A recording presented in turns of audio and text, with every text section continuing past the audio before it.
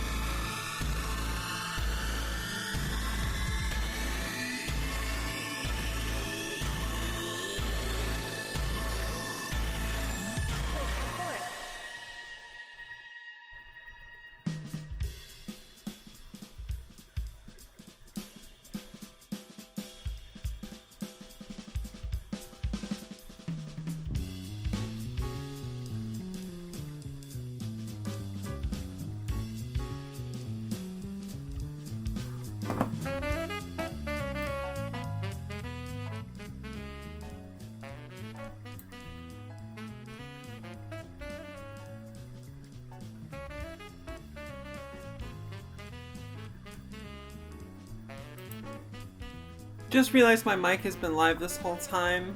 Hope I didn't say anything. Jeez. Oops. Welcome to Inke Stream, where we're fuck-ups every day. Hail Eris. Whatever, it's cool. No big deal, right? Yeah. I know in my last stream I said there probably wouldn't be a follow-up on that randomizer run, but, you know, sometimes life defies the odds. Life, finds a way, right? Right. Cool. Yeah, I don't know, I just found that I had the time to do it, basically, and I felt good about it. We finished this run. We'll get it done in probably like less than 90 minutes, I'm gonna say. Probably. Unless things go terribly wrong and I've like overlooked one really obvious item location and something I need is there. So yeah. Thursday night I streamed for about 3 hours and I did a randomizer run for a little less than 2 hours. Really interesting run. Lots of interesting synergies that were kind of happening. But we definitely hit a bit of a wall where it's like, I'm not sure what's going to happen next, you know? So we just kind of have to dive into dungeons and hope we find stuff we need. I'm not gonna follow this in how I play this run, but I want to make a prediction now so it's on the record. You see, because the one good thing we found in the Skull Woods dungeon was the flute. So I'm going to make a prediction that an item that I need is actually going to be found outside Misery Mire.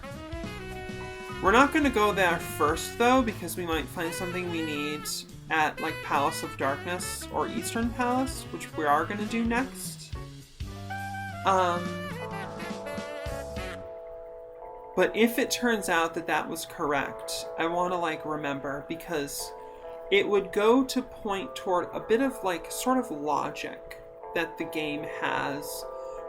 Perhaps unintentionally. There may be an emergent sort of logic or intelligence to the randomizer algorithms and things. I'm going to switch the music again, by the way. I just did not like that Doom. That was not cool. The Doom music that was playing. Here we go. Yeah, it just kept going on and on and on for like way too long. But on the off chance that that other stuff is getting content ID'd, I want to jump to something else for a bit. So yeah, not a whole lot has happened since Thursday night. I hung out with Curlian.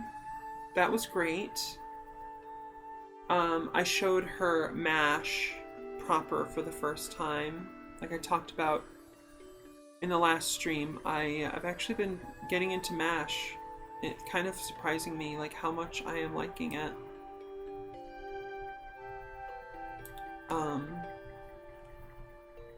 And we got really lucky.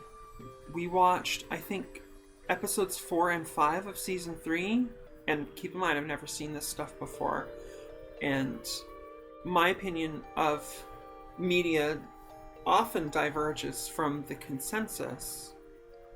And I thought they were both fantastic. Like, above the average for a MASH episode. Like, the average for a MASH right now is sitting around, like, 6.5, I'm gonna guess. You know, between, like, okay and good is the average, which is a decent average for a 1970s TV show. Are you kidding? That's pretty great. And like I said, it ranges from episodes that are like a 5 out of 10 to like, sometimes you get 9s and 10s. And these were like, these 2 episodes were an 8 and a 9. They were really awesome. So that was pretty lucky on our part. Good introduction for MASH. Today I watched, while I was having lunch, I watched Buffy the Vampire Slayer Season 4, Episode 6, Wild at Heart. Which is a pretty pivotal episode for some of the characters. I don't want to spoil anything if you haven't watched Buffy, because Buffy's really great. It's one of my top 5 favorite shows. Not just favorite in like an objective kind of detached way, but like it means a lot to me. Buffy means a lot to me, both like objectively and subjectively. So I don't want to spoil anything, but I will say this episode tends to get pretty high ratings from people. I actually found it overall to be kind of a mixed bag. I don't know. What they're going for in that episode is fair. Like, you know, aiming for greatness, I think. And I think their intentions were good, but it does feel a little rushed on the production end. Not that it wasn't planned. You can see that, like, these character developments did not come out of nowhere. There are precedents for it running all the way back through the series, and also earlier in season 4. But the production felt a little rushed. It felt a little jagged around the edges to me in the delivery.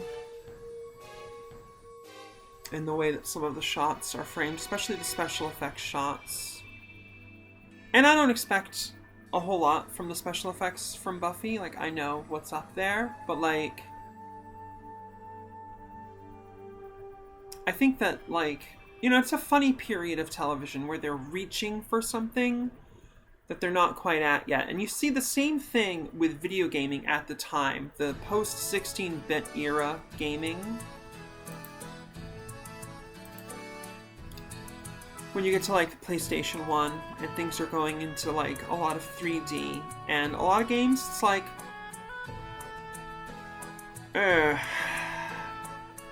it's not quite working. Like the original Tenchu Stealth Assassins video game. Oof, that is rough.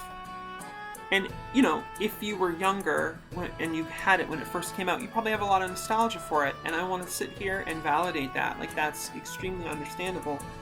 Those kinds of games were very new at the time, very exciting. And that, you know, that's not meaningless.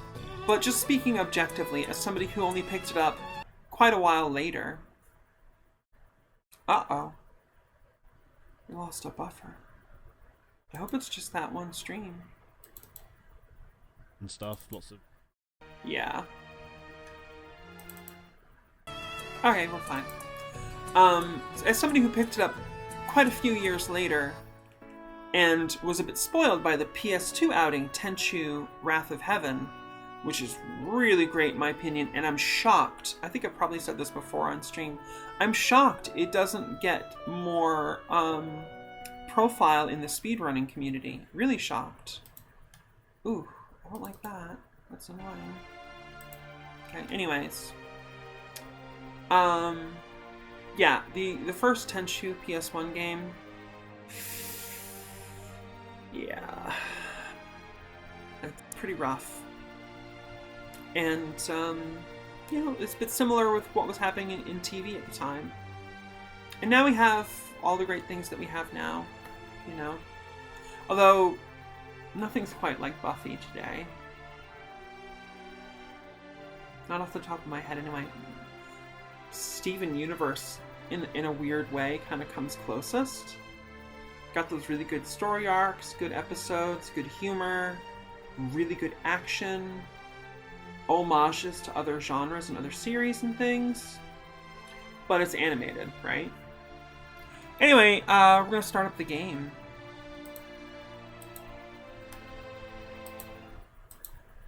Let's start up the game. How's the volume? Probably pretty bad.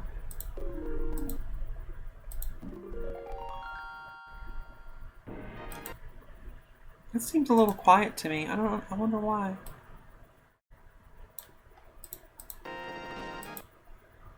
That should be fine. I need to turn up my own personal volume though. Yeah, there we go. Good. And alright, here we go. Someday I will have a real streaming setup with like a nice desktop computer and 2 screens, and we'll be able to do smoother stuff. So here we are. We've got this cute black mage. I'm not looking forward to going into Palace of Darkness and Eastern Palace without the bow and arrow. Interestingly enough, you need it for both. But I don't have the hook shot, so I virtually can't go anywhere else. I don't have either of the wands. Need those to get anywhere in Turtle Rock. I could get a good distance into Ice Palace, but I might not be able to finish it without the hook shot. So yeah, we need to do...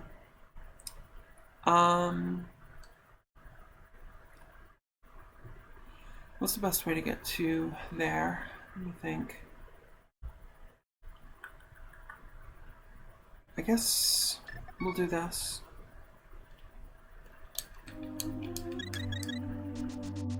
And then we'll use the flute from here.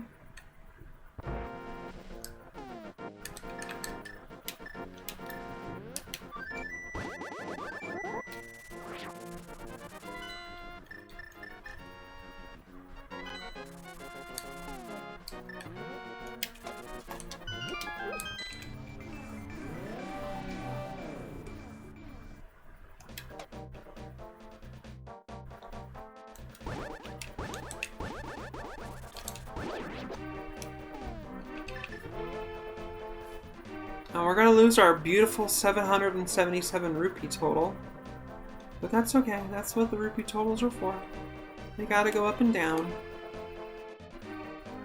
Like a certain transcendentally perfect song by the progressive rock group, Yes. I get up, I get down.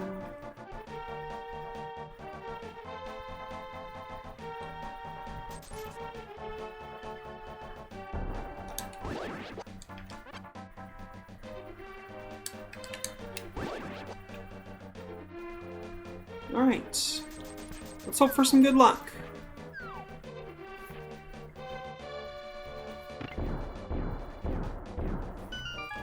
It's actually still a little quiet in my ear. A little louder. Okay.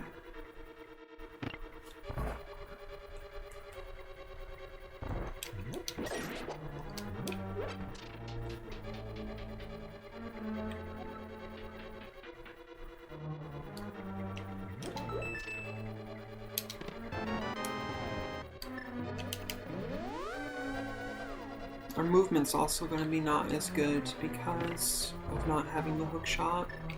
We won't proceed as rapidly through things.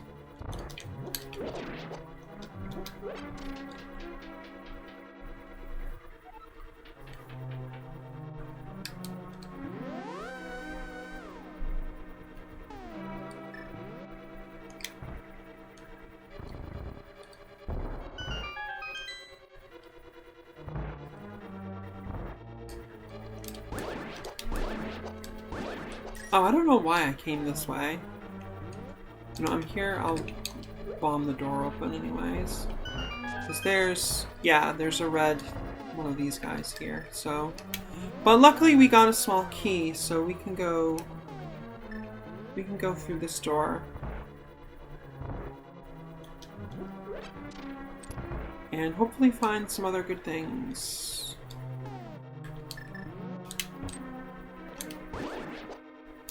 I don't know why I didn't get shocked by that monster just then, but I am not going to argue.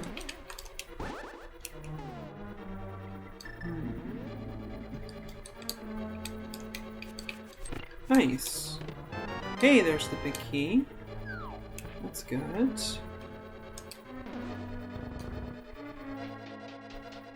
This is a little bit of a gamble, going over here without a small key.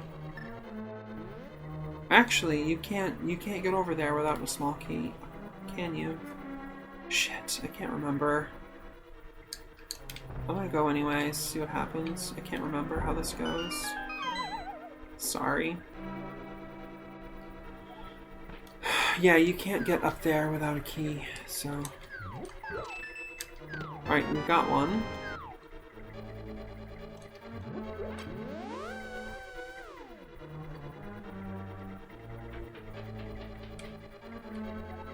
Everything is very wonky here right now.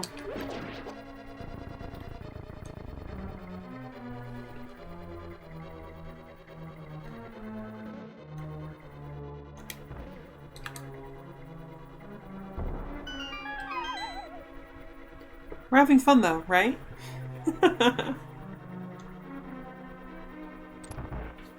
So yeah, Buffy season 4 episode 6.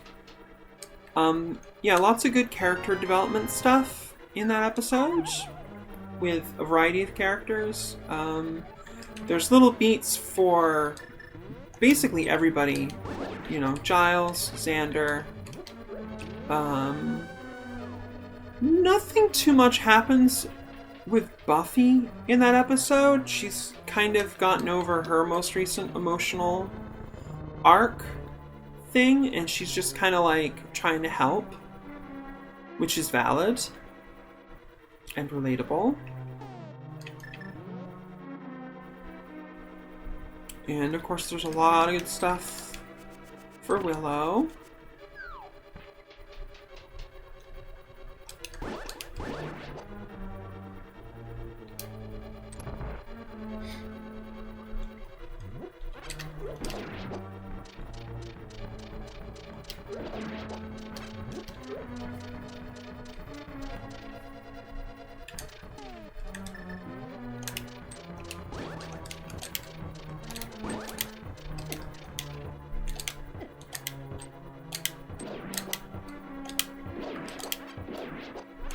They gave me some trouble that time. Gosh. This dungeon is really being something else today.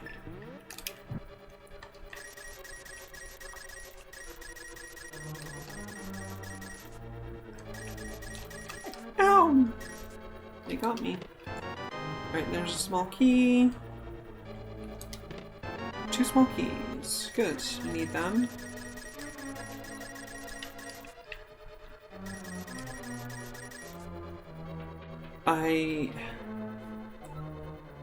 I could potentially beat this boss without the bow and arrow, but there will be a couple of chests that I'm not able to get to without it. So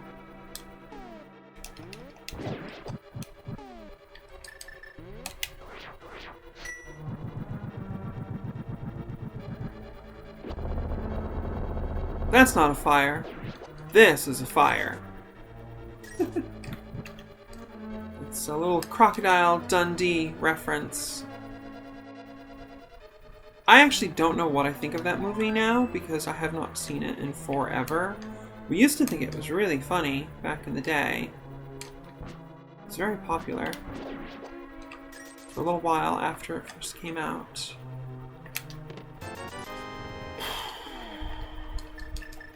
Nothing too exciting coming out here yet.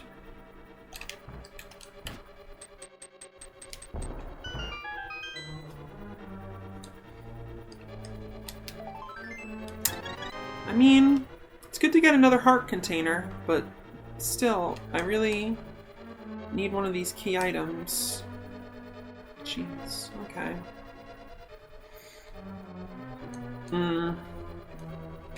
Yeah, the mixed baggedness of Buffy Season 4 Episode 6, Wild at Heart, it comes right away. The cold open has a very rote feeling vampire slay sequence. Wow, okay. Getting some hearts here. That's cool. Actually, I don't think I can because there's another set of... Yeah, I can't get through here without the bow and arrow. Because there's another set, there's another one of those like red guardian guys. Right past there, and there's no more items to get between here and there, so... Let's do Eastern Palace, because we're right here, and that's good routing.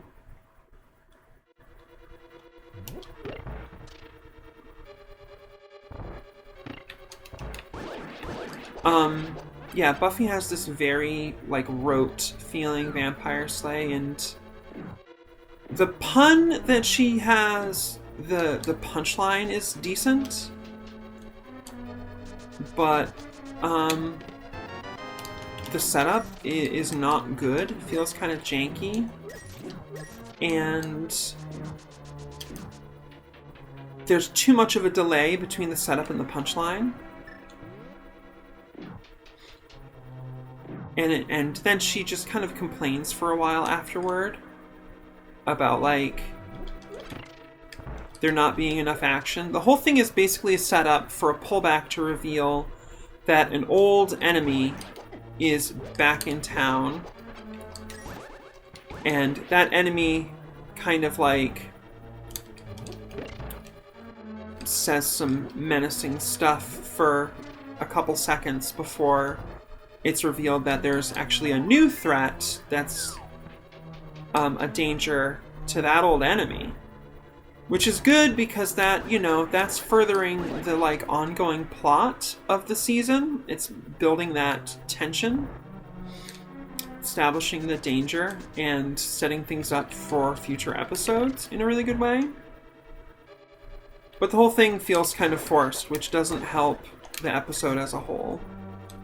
There are good parallels going on. There's, like, parallels with Giles showing up to the Bronze right after Willow is done talking about how, you know, the Bronze is the nightclub that they've been going to since the very first episode of the series. And Willow talks about how it's this nice piece of comfort in the middle of all these strange new developments in their lives, you know, going to college and everything. And then Giles shows up, and it's like, yeah, well, I knew that. I got that heart container. That's funny. Did I get the big key yet? Yes, I did.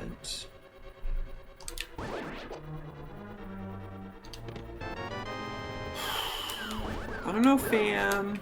It's pretty rough here.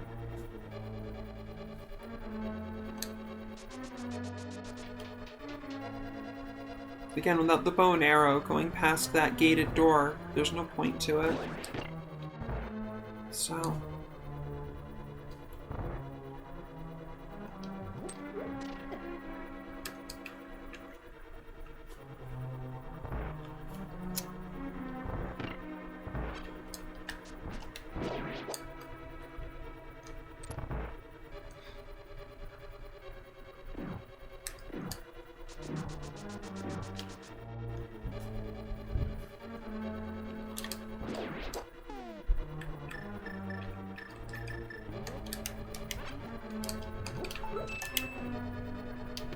Hey, that's not nothing.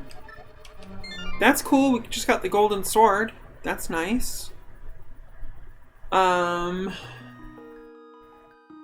inclined to just kind of do things in order, frankly. I don't know. Call me strange. Please, it's one of my kinks.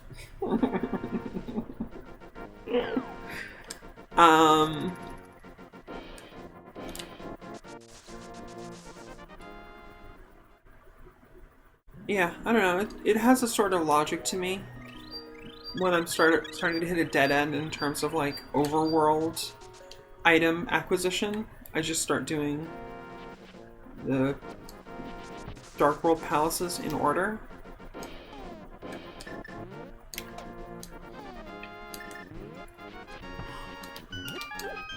Or dungeons, or whatever the hell you want to call them. I don't know why I deselected. That was a waste. Big waste.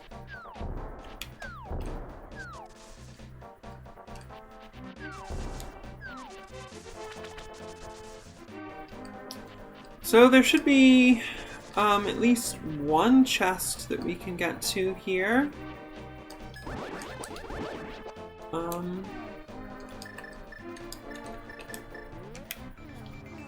You know, if it's not the hook shot, we'll have to leave. That's how it goes. But it could be the bow and arrow. We could start making progress anytime here, folks.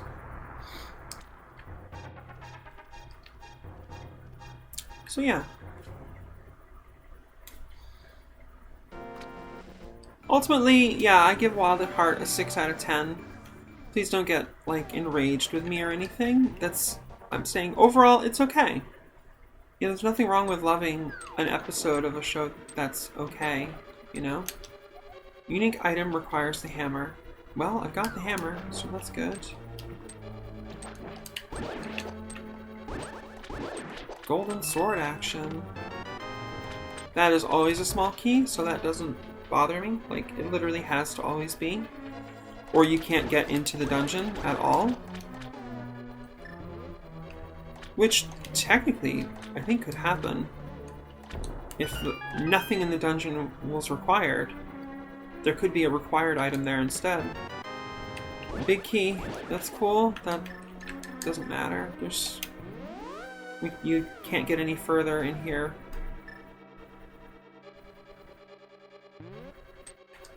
I think I could maybe, hold on. You can't finish this thing without the hook shot, but you must be able to get a little bit of distance into it. I shouldn't have quite done that, probably. Look, let's see what happens, okay? We're gonna go in.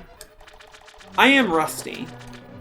I mean, the last time I played is right there on my video on demand on my YouTube channel.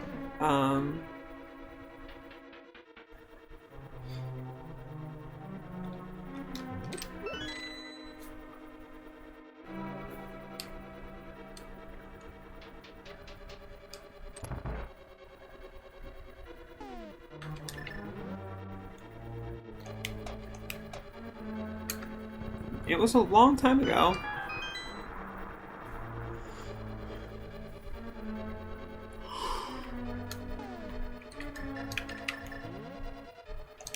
I forget what's over here. I think it's just like a bomb and like a 5 rupee. That's right. Yeah, bomb and a 5 rupee. Basically, it's just giving you back the bomb you used to get in there, and it's like, here, have 5 rupees. It's really not worth the trip.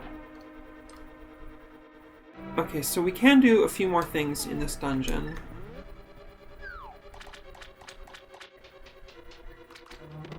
Okay, that's good. That's really good. That's gonna help us get through a couple of other dungeons. Necessary item.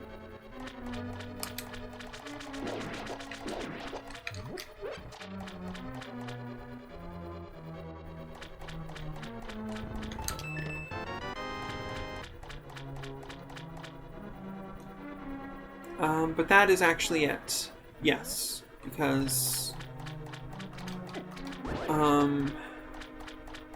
Or is it? Hold on. What can I do over here? Okay, you can't, because you need to... Jeez, I don't remember. Okay, so I need a key. Yeah, I get the key over here.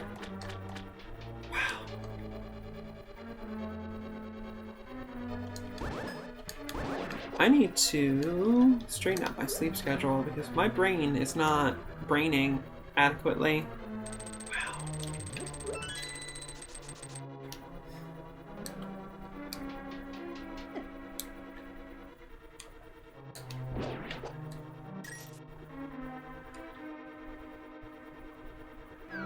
Thing is, usually I use the hook shot through here for movement strats. That's part of what's throwing me off.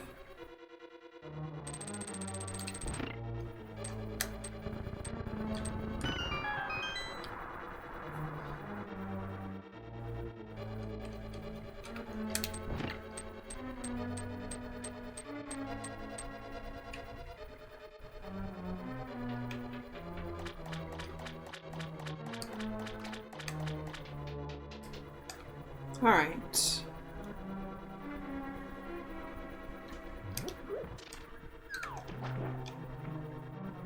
Yeah, there's a couple more chests over here, for sure, so...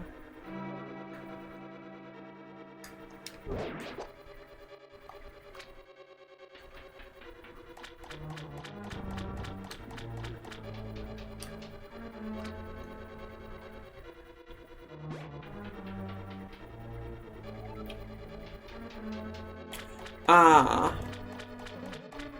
Yeah.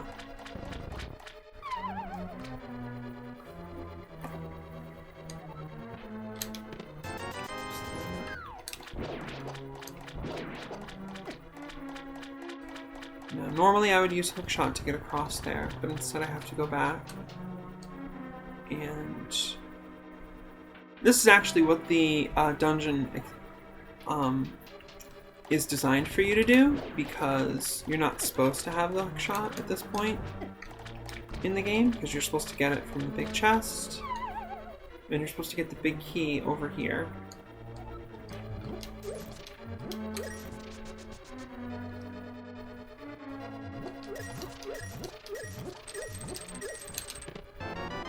A whole lot of nothing. Alright, let's get out of here. That's the end of that.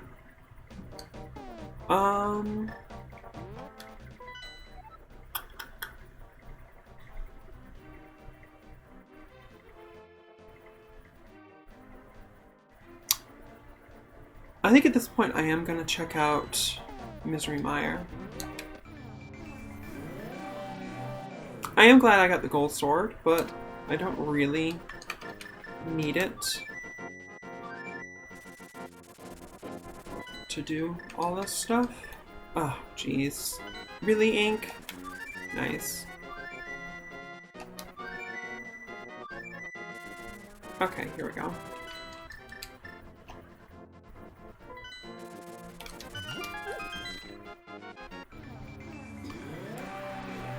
Let's see if my prediction was correct. I think it was.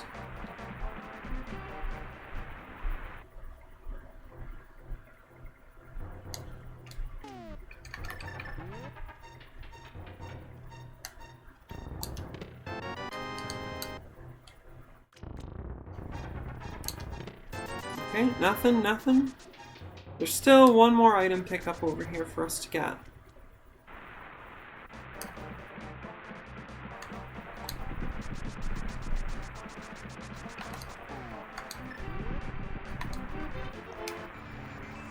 Here? Yes. Nice.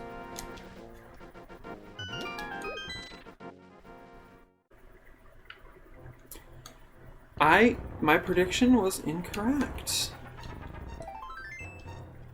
Somewhere in this world, there is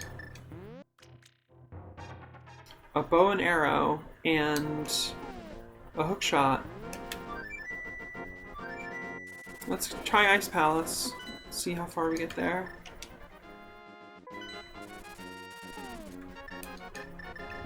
Actually, this is good too, because I can spend some of this money on getting even more bombs and arrows.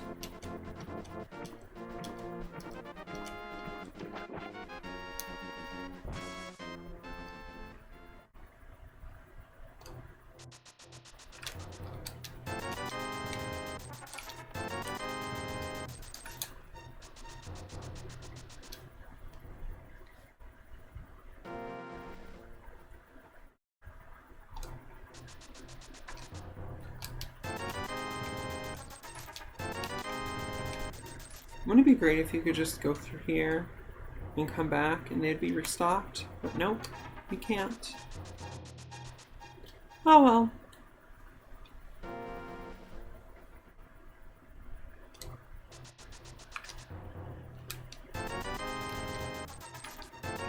Now that we're maxed out, I wonder what happens if I come back here. Can you just keep buying them but not actually increase? No, they're gone. And you can't talk to her. That's so sad.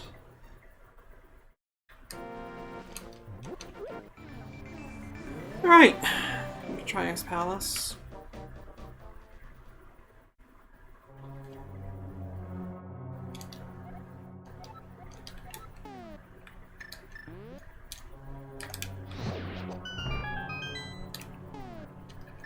Going to be tougher without hookshot, because I use hookshot a lot to kill my enemies here.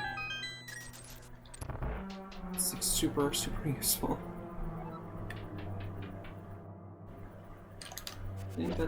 Oh, that does work. Stuns them. And then I can get some of this. Nice, that's good.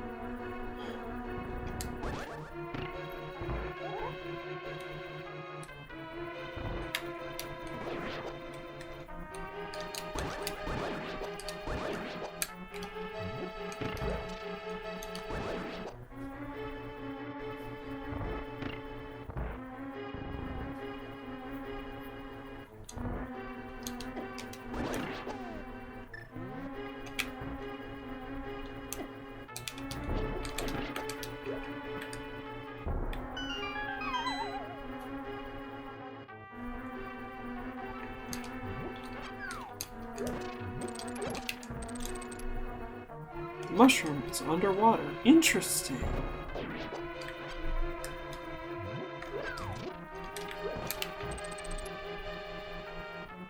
So we got it from the catfish. So now we know how catfish items are revealed on the secret tiles.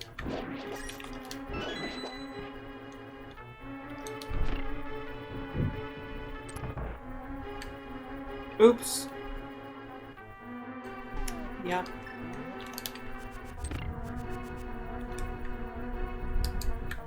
Good thing I have the magic cape.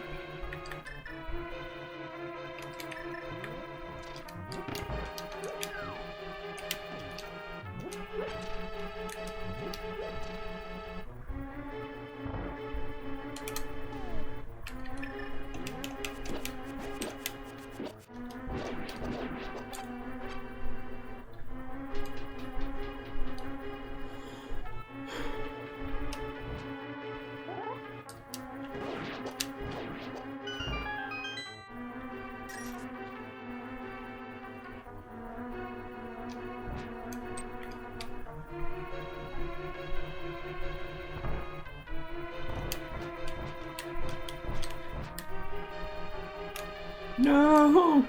No! That's too bad. Come on! Worst part of the game.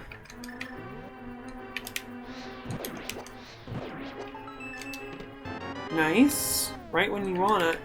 It's exactly right when you want it.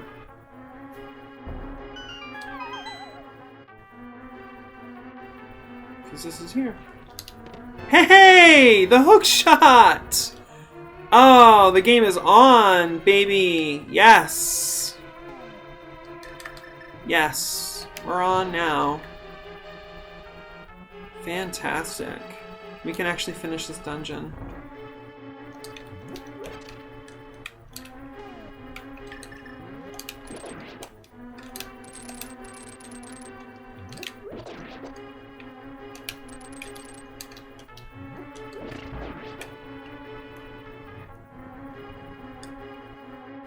Cool.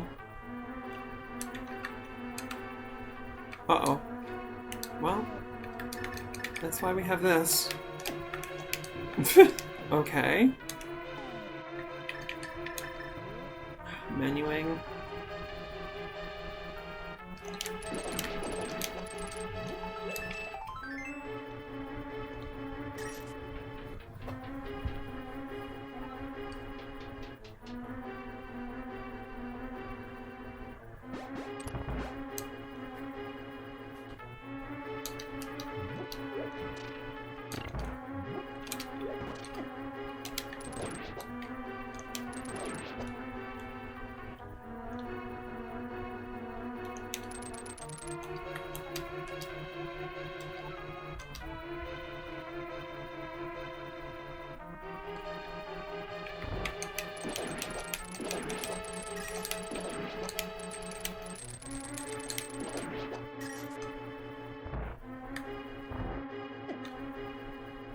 Just body, just absolutely, just body that damage.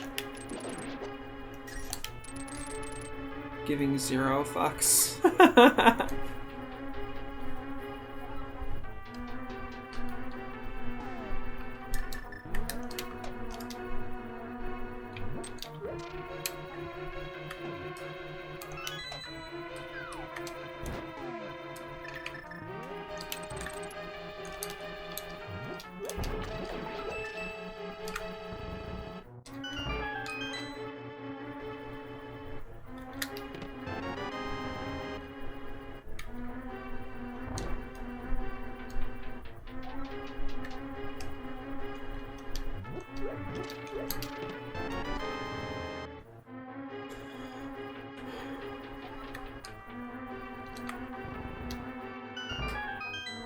Ice Palace used to drive me crazy when I was a kid, and now I just love it.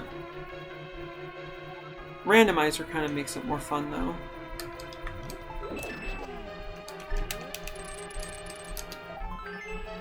Nice. Give me more power! Ugh. Alright, we're fine. No big deal.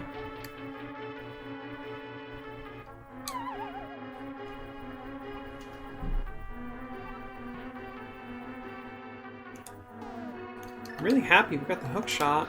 It's fantastic. Nice.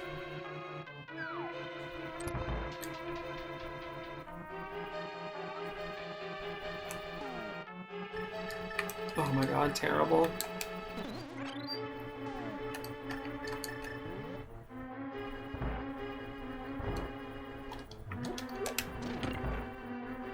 Bye!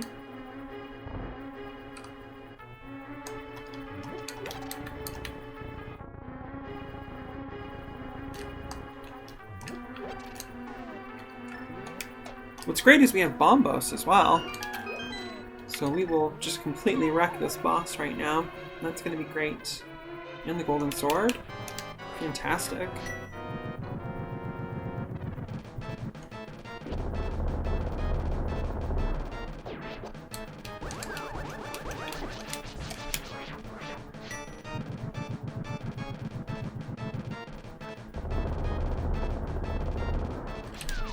Oh, that didn't seem to damage them.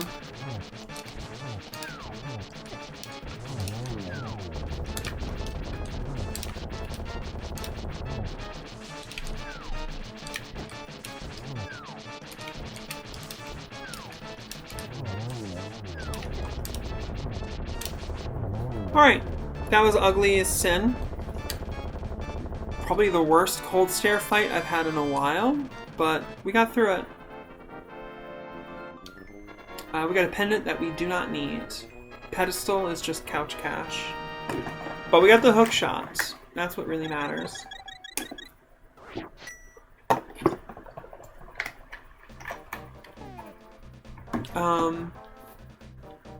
Now that we have the hook shot, let's go back to Death Mountain.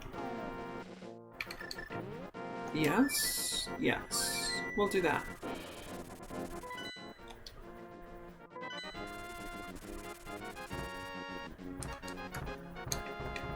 You little rock squirrels are the worst. I hate you. Well, the boulders are probably even worse than that because they always do 1 damage, no matter how much mail you have. The only thing that can save you is having a higher heart total.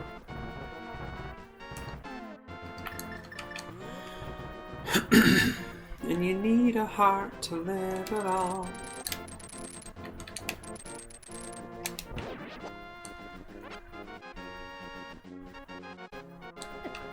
Being very annoying today.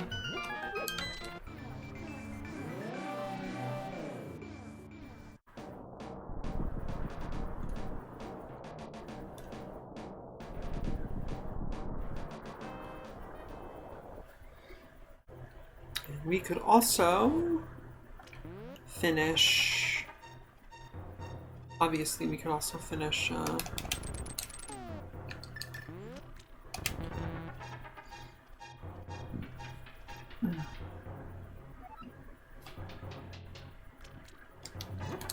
Swamp Palace.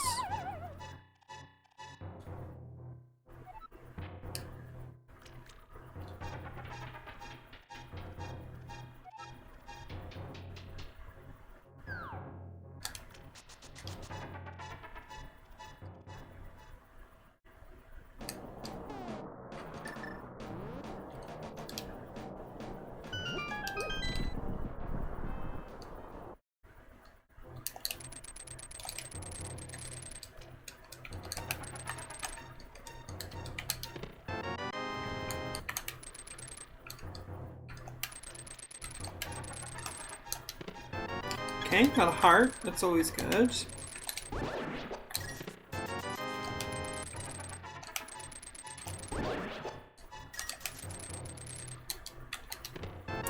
Nothing really in Hookshot Cave. That's too bad.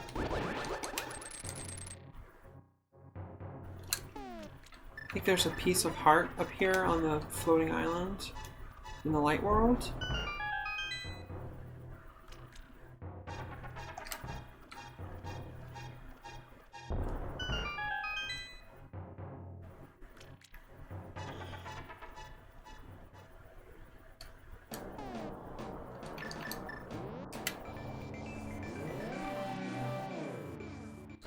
Yeah, I mean, that's good to have. What else? Oh, hook shot. I don't think there's anything else, really.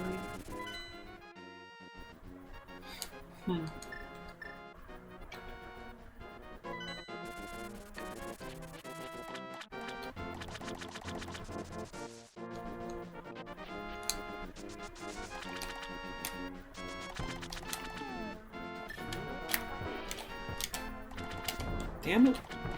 There we go. That's what you want to see. Them fun little exploits.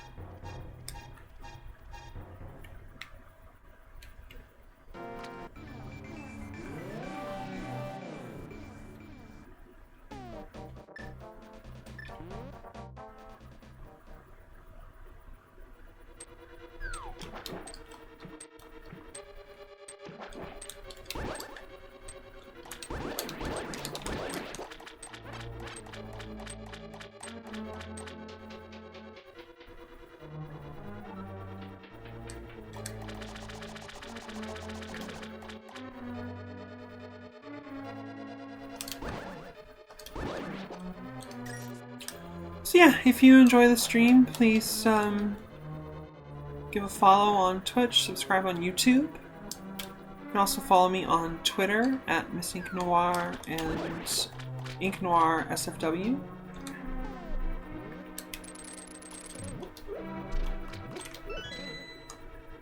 Patreon supports my work. Patreon.com/MissInkNoir. You can check out my hypnosis files also on YouTube, Miss Ink Noir.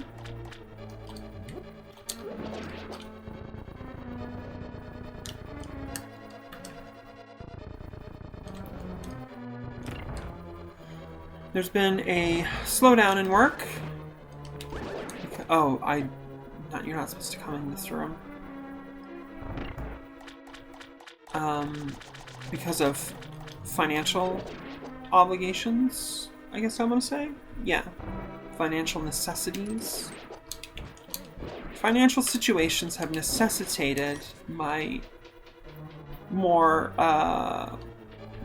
deeply, being involved in, you know, a day job, quote unquote. Something that will more consistently earn enough money to take care of some bills and things. There we go! There's the bow! Fantastic! That's amazing. We got it. We got it.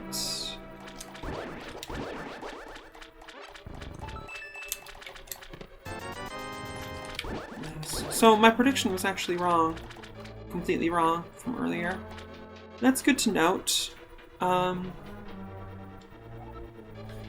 It is a randomizer. It's random and randomized.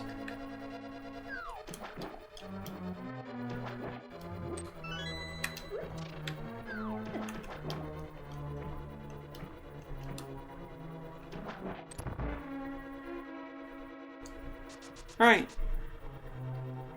Let's show this BITCH how we do things downtown.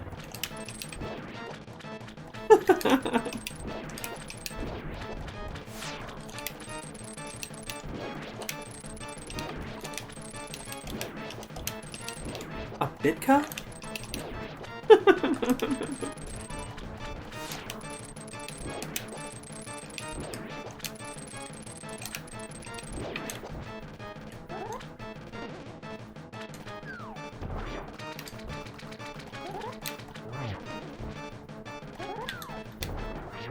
Nailed it! Hey, I got the bug catching net. Cute. It's good to have. Let's go get a bee. Let's go get our lucky bee. Don't want to forget to do that. It's like the reason that warp location 6 exists.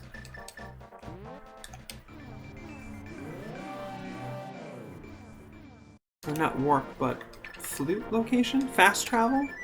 Fast travel. We'll say fast travel. Oh, it's 8 actually. My bad.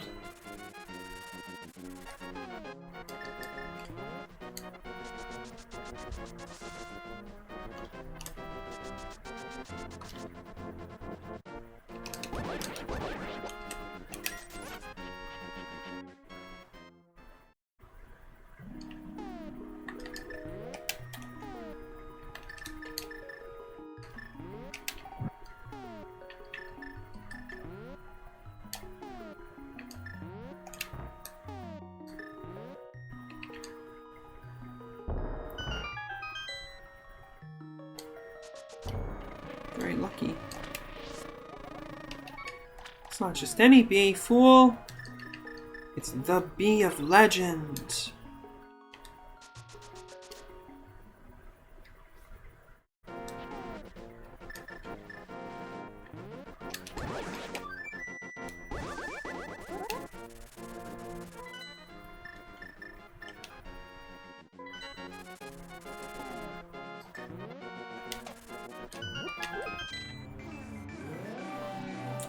Terrible to have to come through Palace of Darkness and Eastern Palace again, but that's how it went down. Ice Palace was where it was at. Hookshot and the fucking bow. No, we got the hookshot in Ice Palace, and then the bow was in Swamp Palace. But we needed the hookshot to get to the bow. We're having fun, that's the important thing.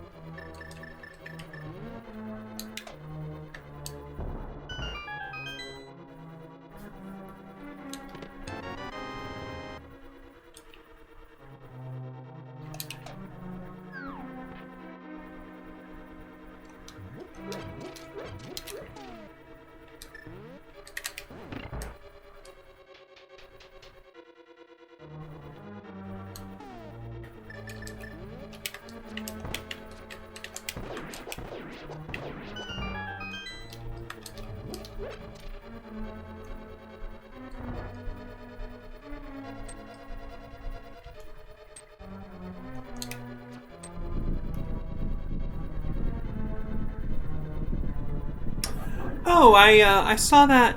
I think it's on Apple TV. It's an Apple TV exclusive. This Tom Hanks movie, Finch.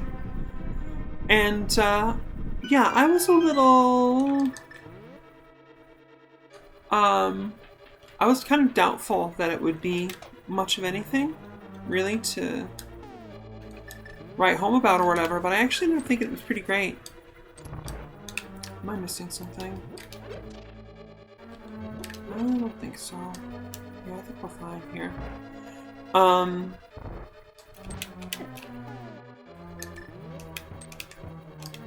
Yeah, I recommend it. It's interesting. Pretty dramatic. I think it's a good... Oh my god.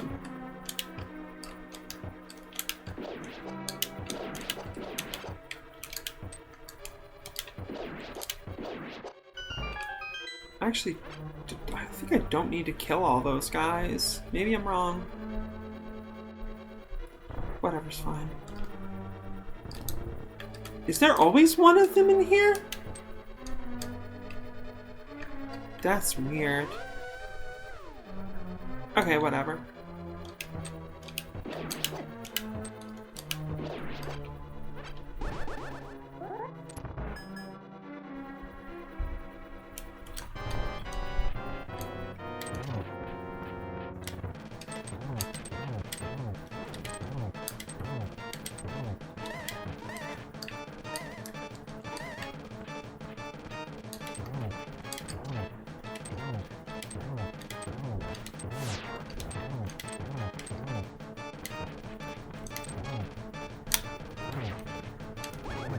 Nice, not bad.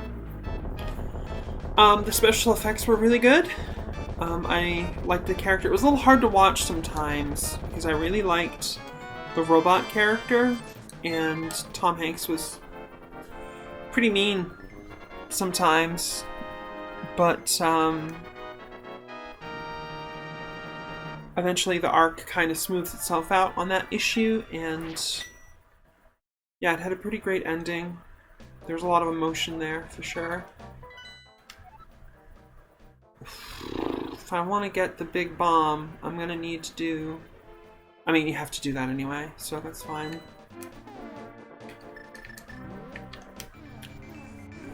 The question we need to ask ourselves is the green pendant item required for anything in this run?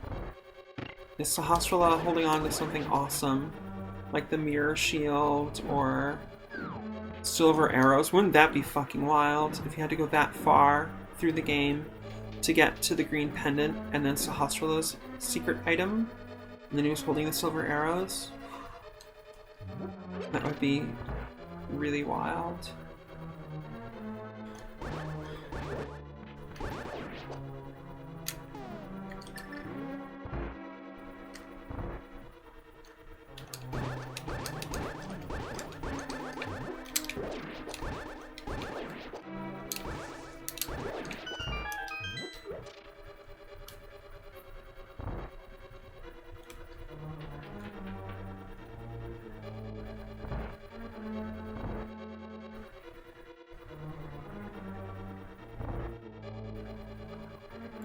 We could just do Turtle Rock and see. Well, again, I don't really want to do it without the mirror shield. That's definitely a concern of mine.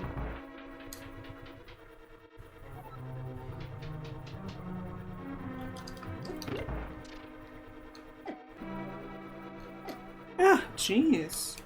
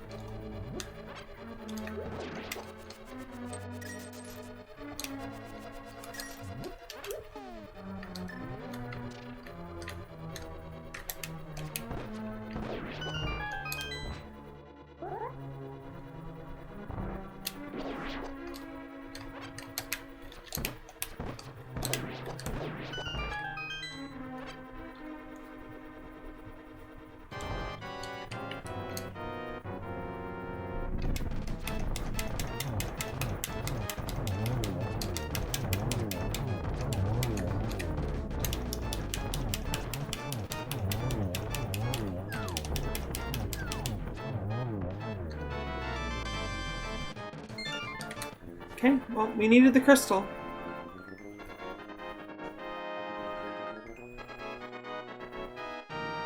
Overlooking anything really obvious for item pickups. I'm gonna stare at the screen for a little bit more here. Think about where I've been and where I haven't been.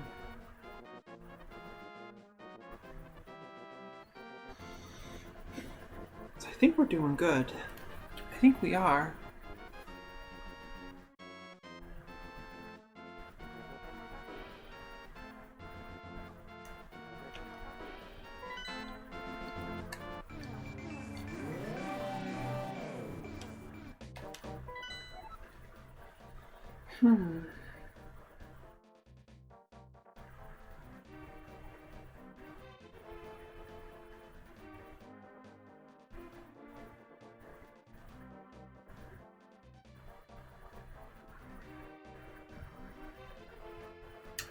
Yeah, I think we just have to do Misery Mire now. That's cool.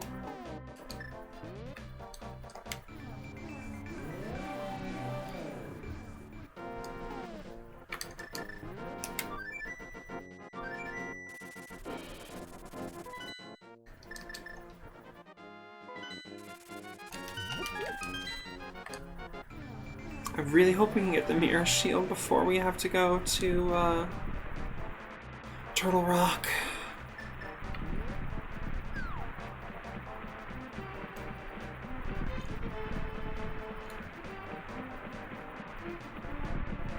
I remember the times I've had to do Misery Mire without the flippers. Oh, you know what? We actually cannot get into Misery Mire. We don't have the Ether Medallion. How about that, folks? The game has now railroaded us into Turtle Rock. Scary.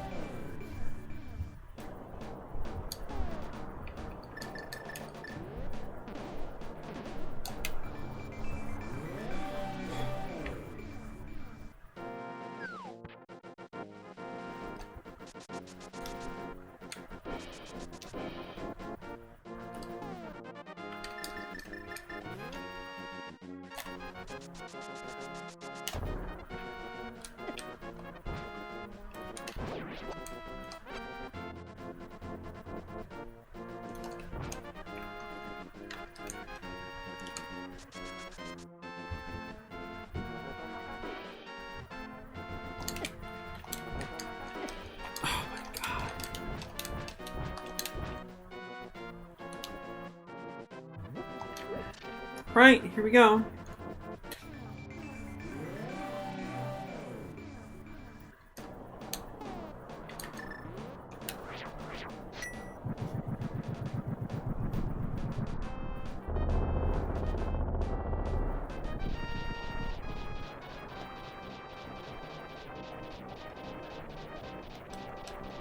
Quite a challenging run. Interesting with the synergies that have happened. Very challenging. Oh, I did not mean to do. What is wrong with me? It's fine, there's a full mana refill in the next room. Yeah, I'm only missing one crystal. Okay. We're gonna need this in the next room. Cool.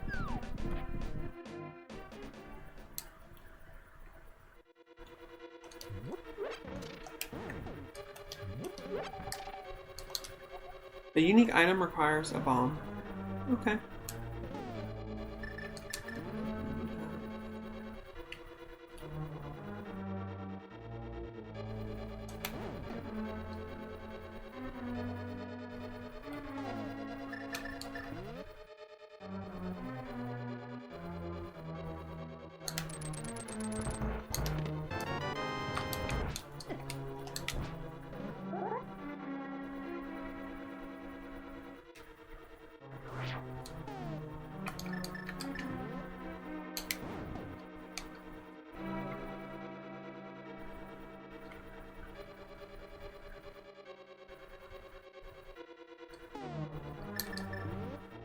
Nope. I'm gonna need this again.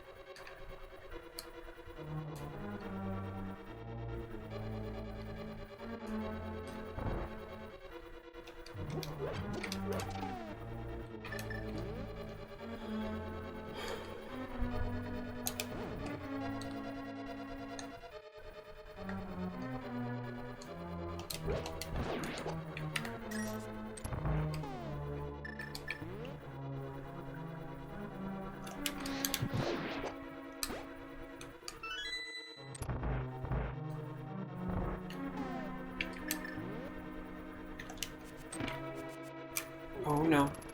Yikes.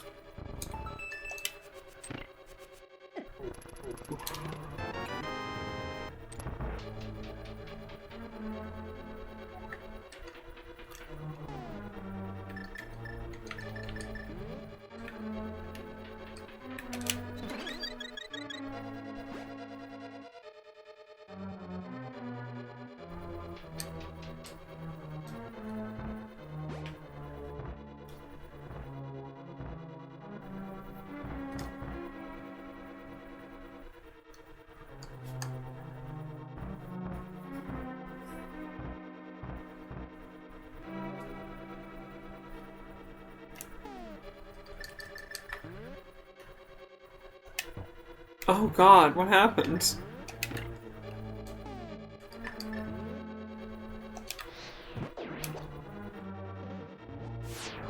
Ew.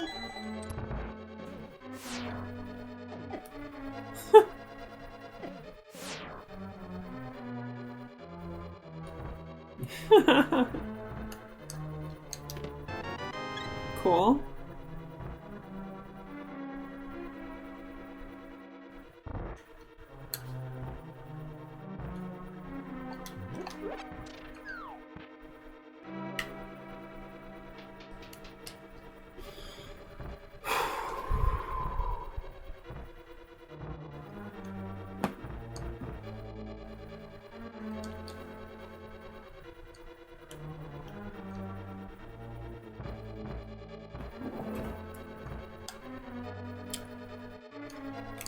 Also, if you do read my Twitter, you might have noticed that I rewatched Boogie Pop Phantom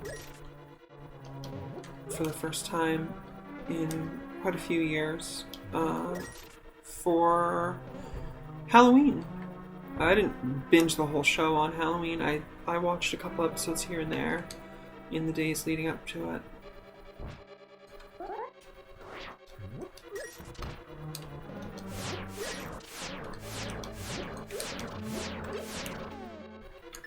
And it is amazing. Super vital, really, really important show. Definitely my number 2 favorite all-time anime series after Evangelion. It's really incredible, the achievement of the film, not the film, the series.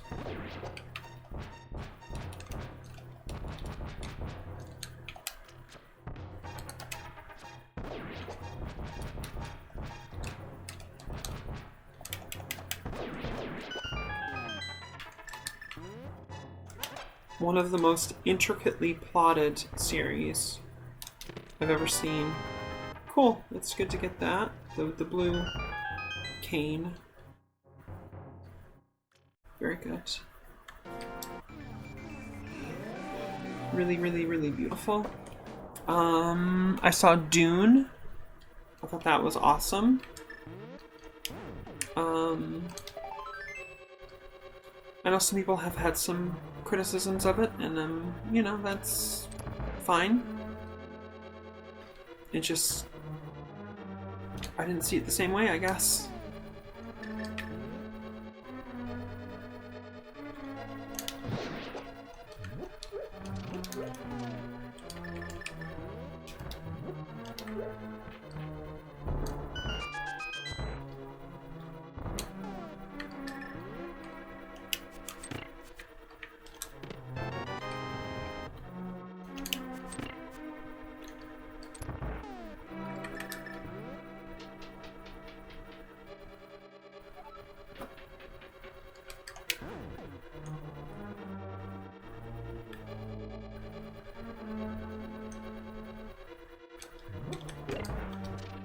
Sometimes I come through here and I worry that I won't remember the route to go.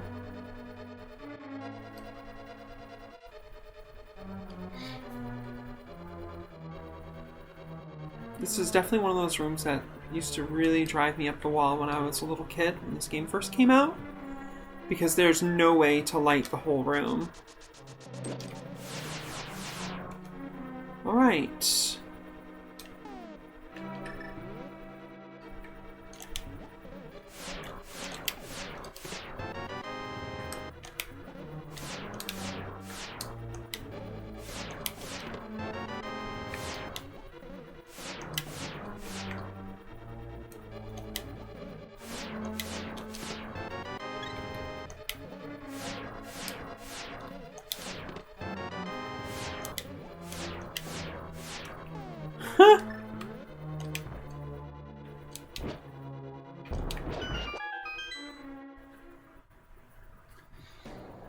So yeah, no mirror shield, I guess, here in Turtle Rock. That's okay. Also, not getting any ether either, interestingly enough. Whoa, whoa, whoa, whoa, whoa, hey! That's enough of that. Uh-oh. I don't really want to use my potion for this, so we're gonna do this instead. Hey! Look, I'm just not that into you.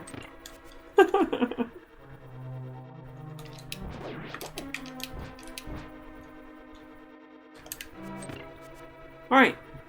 Work that out.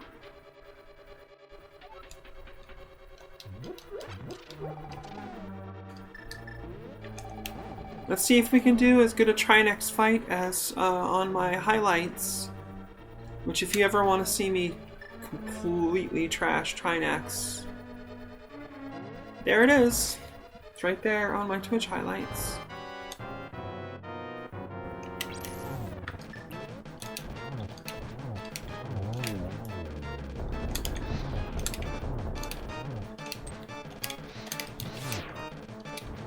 Alright, that was suboptimal for sure. This should be really quick though. I have the gold sword.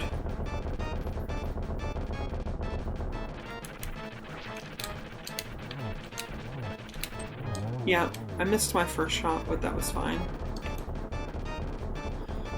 Trinex, you know, looks a lot scarier than he really is. If you have hearts and you have mail and you have the gold sword, it's really a whole lot of nothing.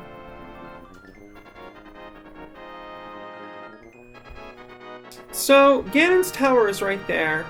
Even though I've just now gotten the last red crystal, so I can go get the big bomb, I am going to go do this first, because it's right there. It's good routing, and it's really a pain to get back up over here to go to Ganon's tower.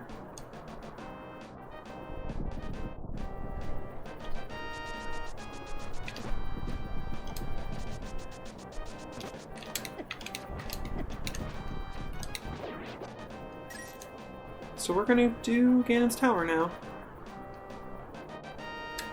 Time for a drink of water. And, yeah, let's hope the silver arrows are inside. Basically.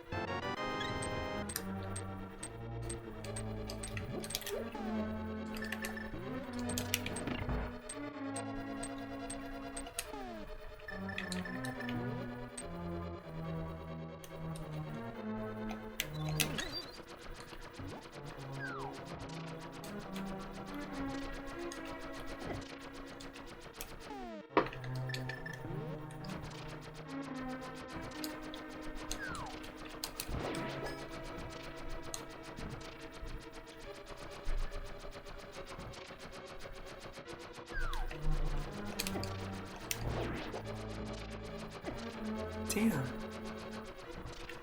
I'm getting owned by some tiles. Some of them have got some English on them, have you noticed? They curve a bit. They're trying to come after me. Yeah, that one. They got some English on them. Okay, silver arrows. Nice. This is now a Ganon fight, I guess. We're going for it. We're just looking for the big key, and then we can go up and kill the big bad dude, basically. We don't need to get anything else.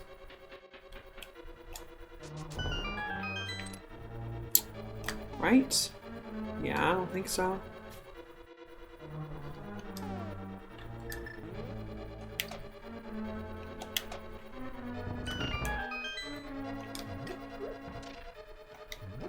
Don't want to miss that key. Oh, what am I doing? Oh, I don't know why I got confused there. Because what I do is this.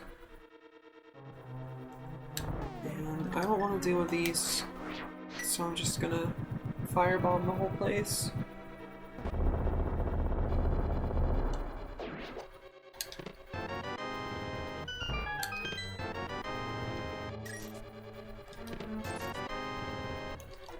Alright, we're going for Ganon. Trying to make this run as quickly as we can.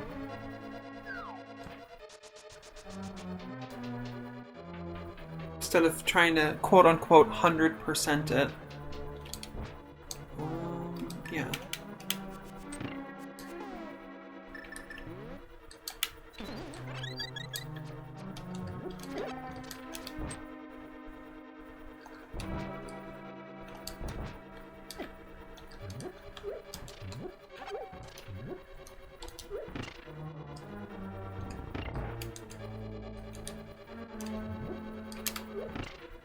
Alright.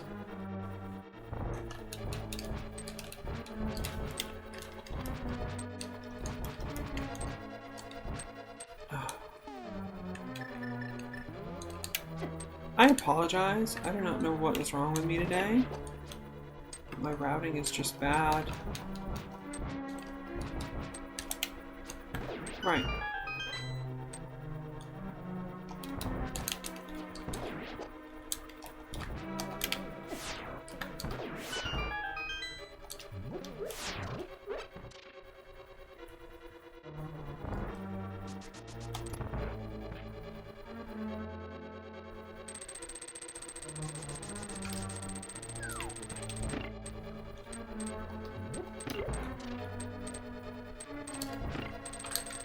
Oh, that's the worst.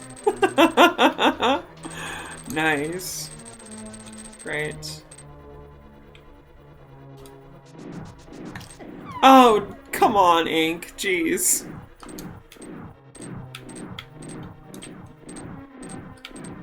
Okay.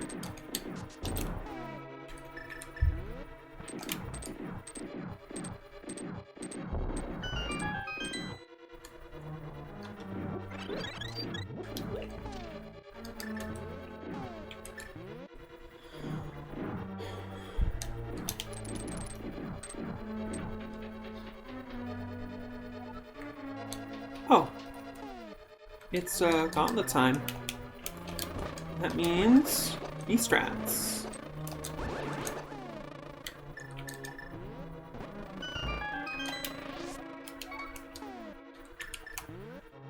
Playing catch and release. I don't know what I'm thinking. Jeez.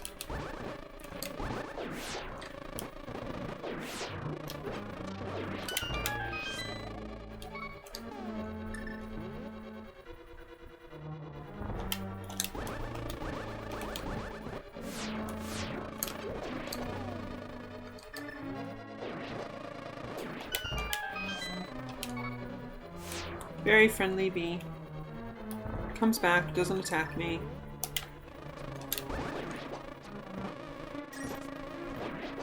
Oh, jeez. Terrible.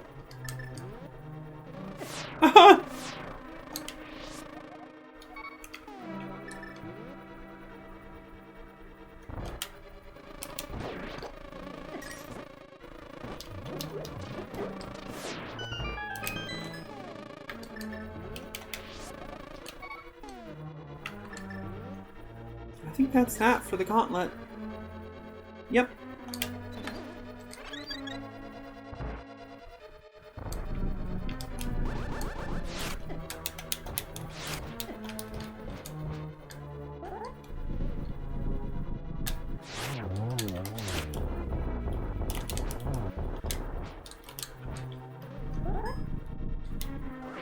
Alright.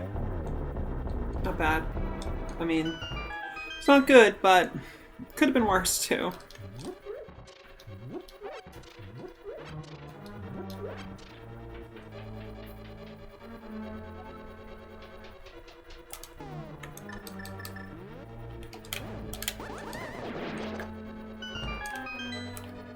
Nice.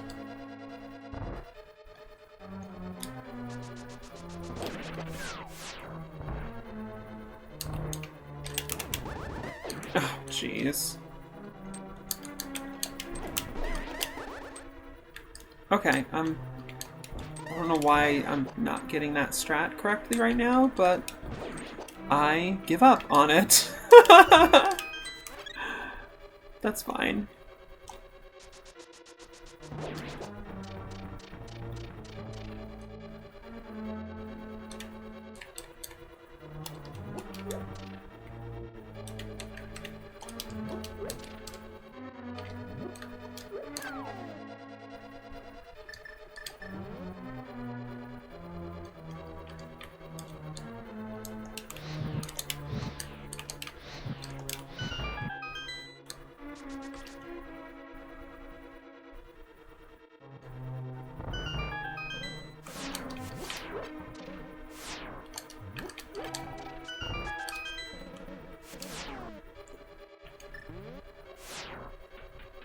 No, I need the fire here. I need the arrow in the next room.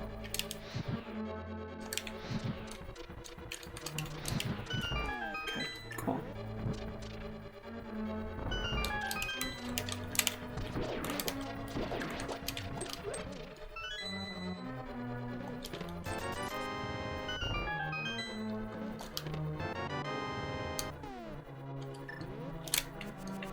Damn.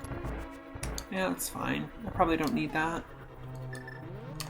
Little did she know, missing that mana refill was the difference between victory and humiliating defeat. Ha! Joke's on you, I'm into that shit.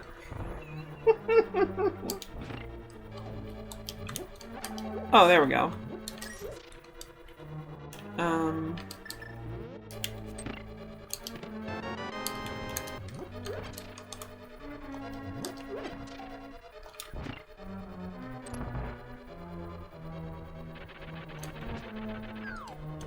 Alright, round 2.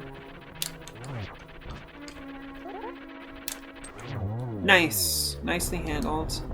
Well sorted.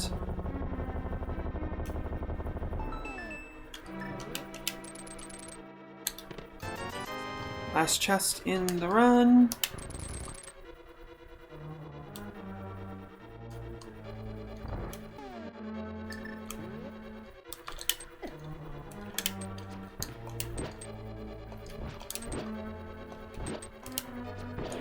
Okay. And away we go! This is it. Time for the final boss. Part 1 of 2, obviously.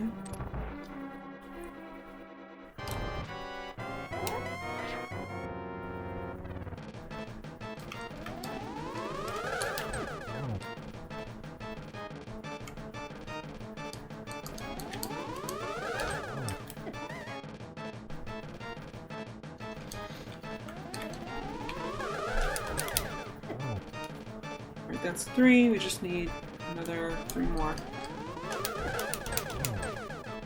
4. 5. 1 more. Damn. Oh. Alright. We did it.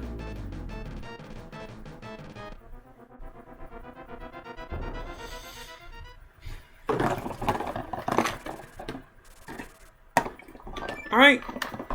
Cross your fingers and knock on wood that I don't fall down the hole. I mean, obviously this first hole I'm gonna fall down, but I mean the second hole. We don't want to go down the second hole.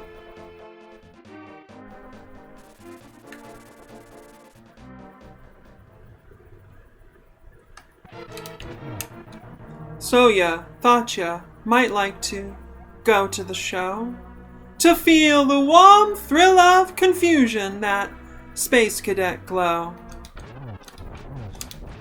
Tell me, is something eluding you, sunshine? Is this not what you expected to see? If you wanna find out what's behind these cold eyes, you'll just have to claw your way through this disguise. I am nearly fucking dead. Holy shit. Wow. That's what I get for being distracted by such a great song. Okay, I think I still need to kill him.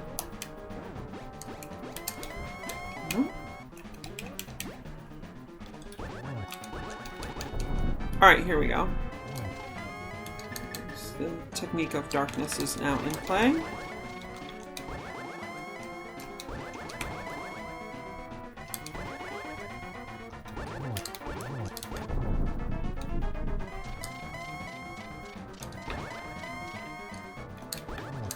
I wonder what determines whether he continues teleporting.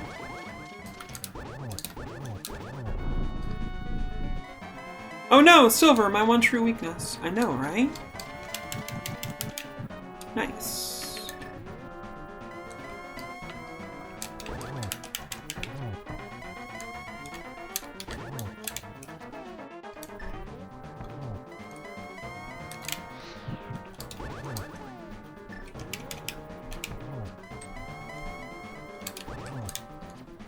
Ah! I missed the weak spot.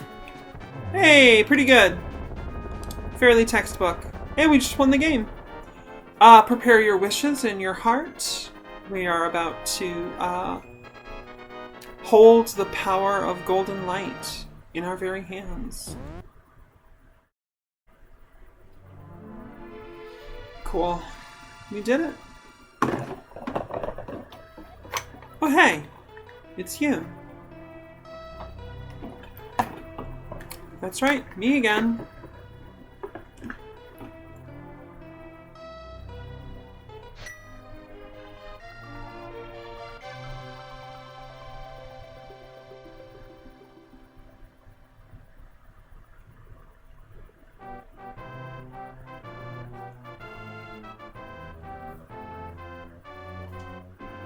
Well, after some noise and difficulty, we did in fact beat that run. Sits in own pew. Jeez. Shoutouts to the randomizer community again.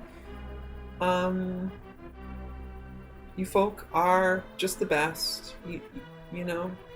And it's not just like, it wasn't like a job. It wasn't like, oh, there's an opening to do this thing. Like, they love this game like I love this game. That's fam, you know?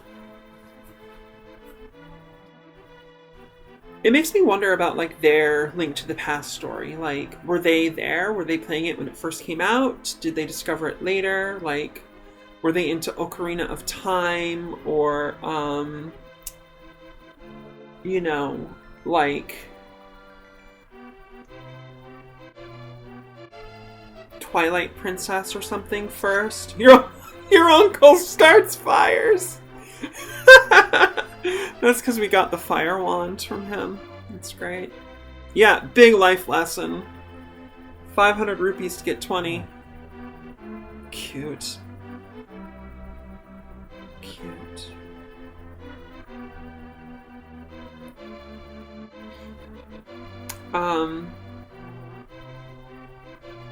Yeah. It's great.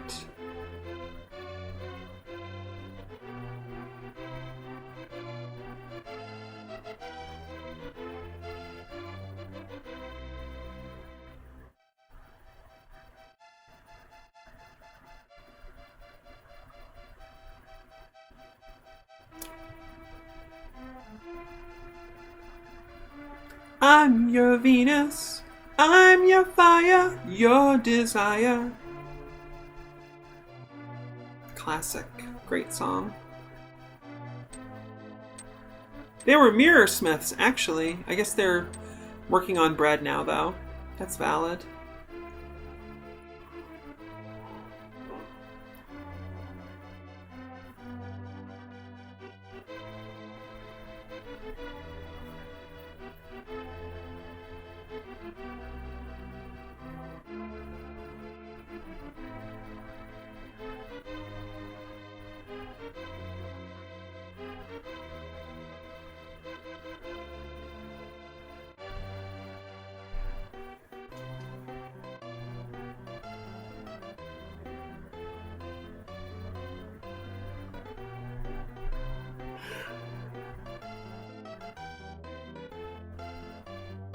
I wish I could just do like dramatic readings of Robert Anton Wilson stuff on stream, but that stuff is not in the public domain. Couch Cash can just keep right on sleeping. Never needed it.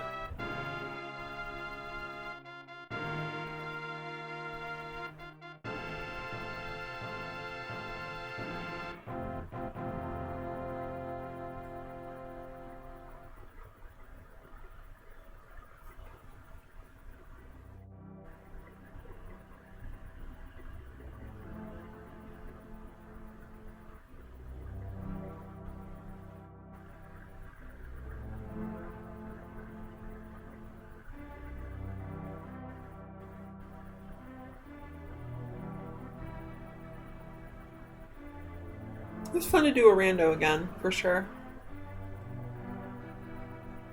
You know, if you are like a dyed-in-the-wool Link to the Past fan, rando is something you can just like come back to, you know?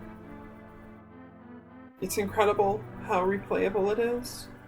I do, you know, like I get tired if I play it a lot, repeatedly, and I want to do something else.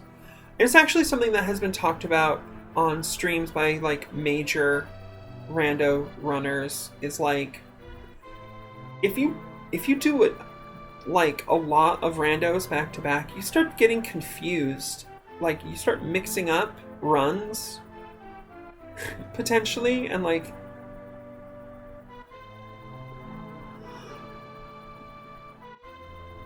thinking you visited places that you haven't because you did in another run. That might just be if you do more than one in a day. I don't know. But for me, I mean, it's I guess really we're just talking about my nature, which is just like, you know, I get bored of stuff. I can't do the same thing all the time. Because nobody really does. Everybody moves on at some point.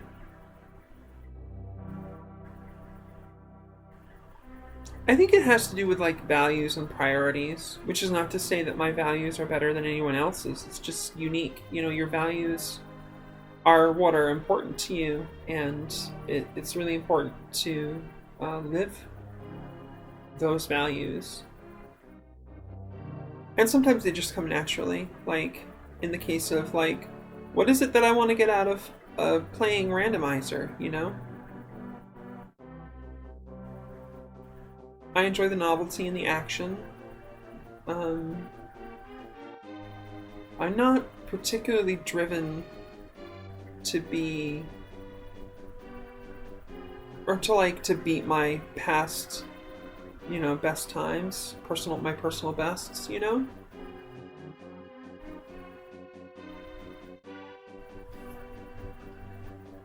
I like being amused, seeing like what stuff is where. Pegasus Boots early on was really cool. That flute was brutal though. Long time coming for the flute.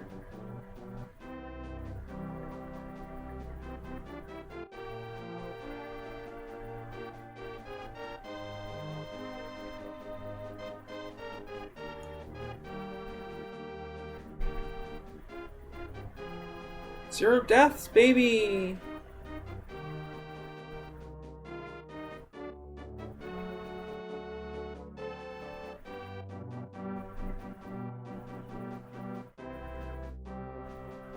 Total time, 3 hours, 28 minutes. Yeah, that's not terrible for me. You know, it's sub 3:30. Especially being rusty and all. And some of the bad luck. I did make some bad decisions for sure, but, you know, it was okay.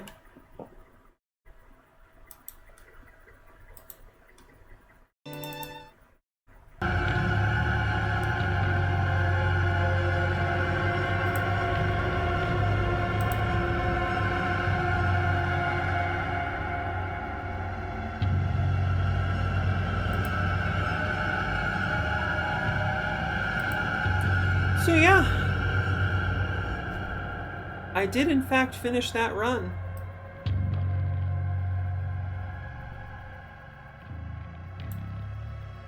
So I do occasionally follow through. Yeah.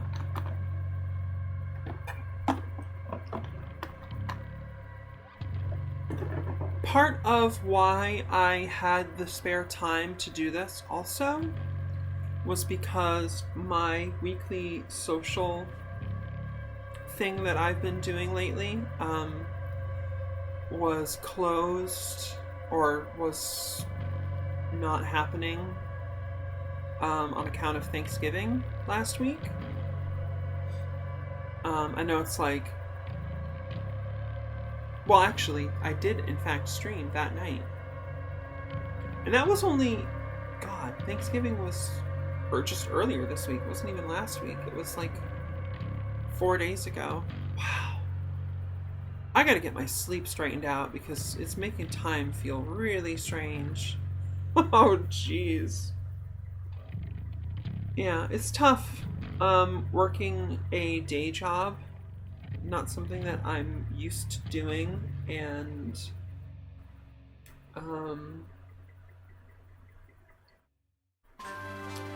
so it's just been kind of hard for me to fit in everything that I am accustomed to fitting in my life. Getting all my needs met. That's, you know, that's the challenge of life. That's the game of life. You know, it's like playing The Sims, but for real. You know, you gotta balance all those meters.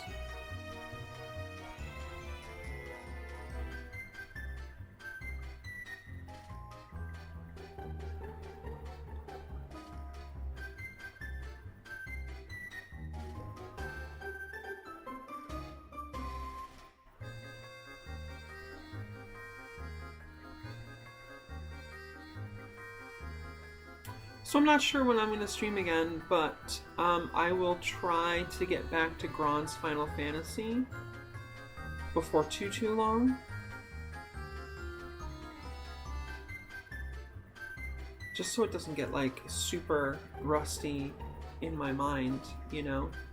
Because then I would have to like spend a couple hours rewatching the VODs to get back in that headspace.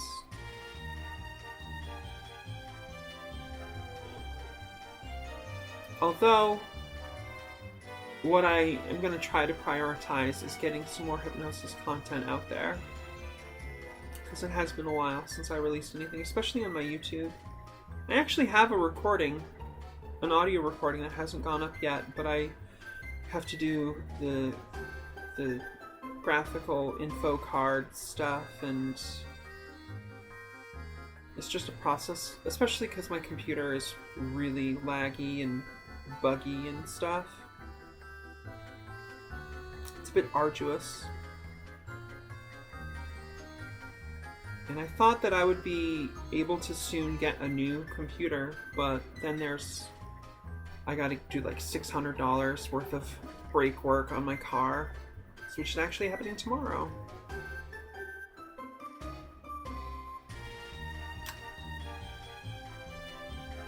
So yeah, everything keeps getting pushed back, but gosh, I don't think I'll have to do anything for the car anytime soon after that.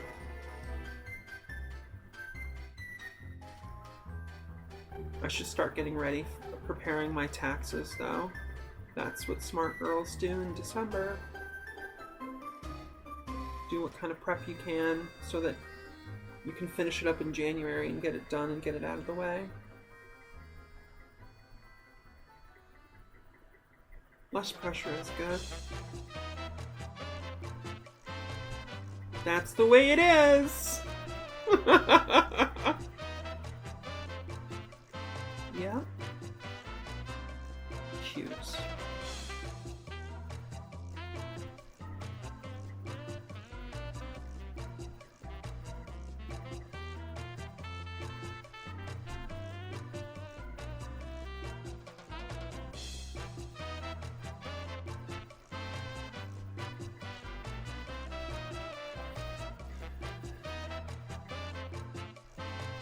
You know, there's a lot of things to juggle because I'm trying to study more things about magic and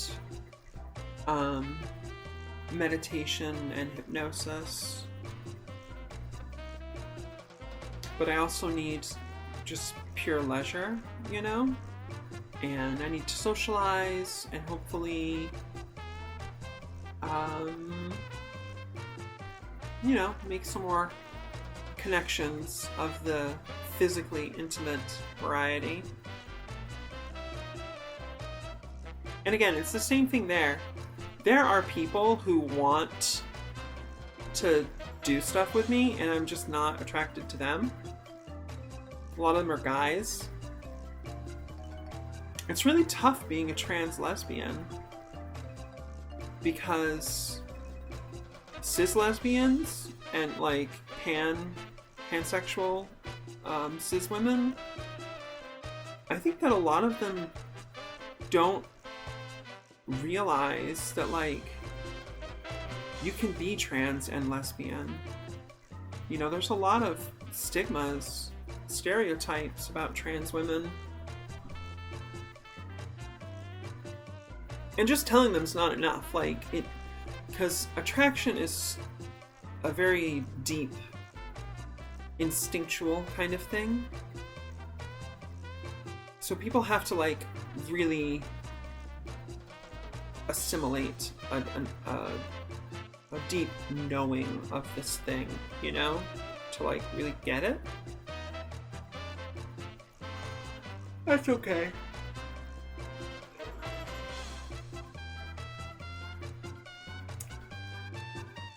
That's how life goes.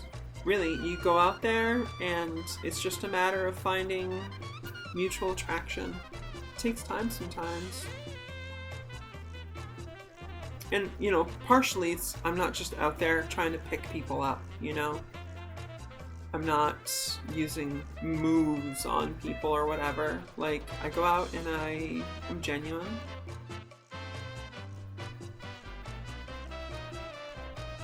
Which I think, you know, a lot of people who are out in the, like, scene are not used to.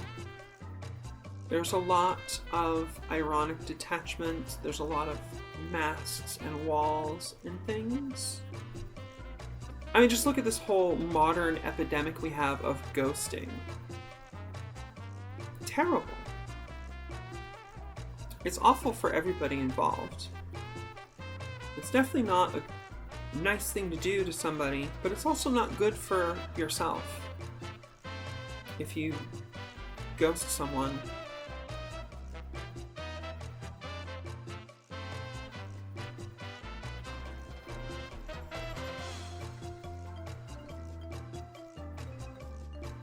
And people are out posing.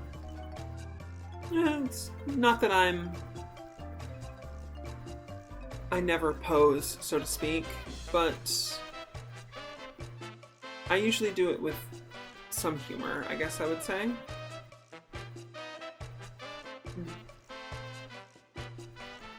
So yeah, if you have trouble with that, you're not alone. That's how it is out there. And like I talked about in the last stream, where I was, you know, getting a lot of my social connection online and not really going out and into these just, you know, the, like, social kinds of situations.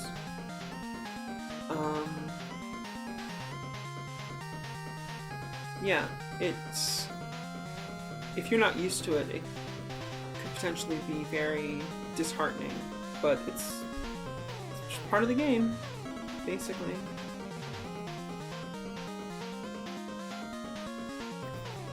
And I do, you know, I didn't rewatch, but I watched the VOD from Thursday night. And, of course, we're talking about a whole life here. We're talking about 25-ish years of, you know, my teen years plus my adult years. And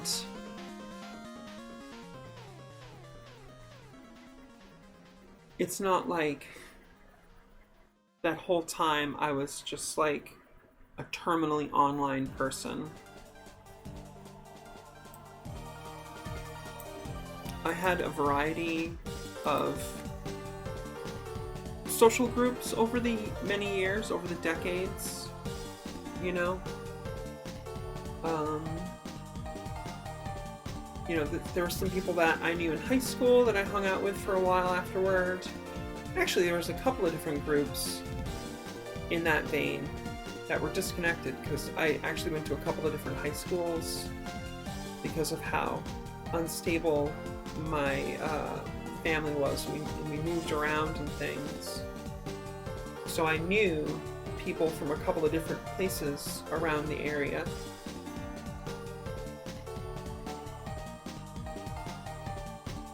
And depending on where I was living at a time, I would see some people different, you know, more often. And then people move, you know, nobody's static. So some of the people I knew in one area then moved to the city. And then when I was there, I saw them more, you know, at that time, you know. And I've known people who've lived in one of the cities and then moved to the other city. And that one city I've never lived in, but I used to go, I went there a couple times to visit with some people that I knew, you know. And then, you know, a friend of mine from high school introduced me to somebody that they knew from work. And then that person introduced me to another person, and that person introduced me to some other people, and then there was another social scene for a while. And then, like, another old friend of mine from high school introduced me to some people, and then one of those people introduced me to another person, and that person introduced me to their social group. You know what I mean? Things like that have happened. And there was a while, you know, I had a friend for a little while who was actually the person who gave me my first copy of the Illuminatus trilogy. And he threw, I think he jointly threw a real banger of a New Year's Eve party that I got to go to.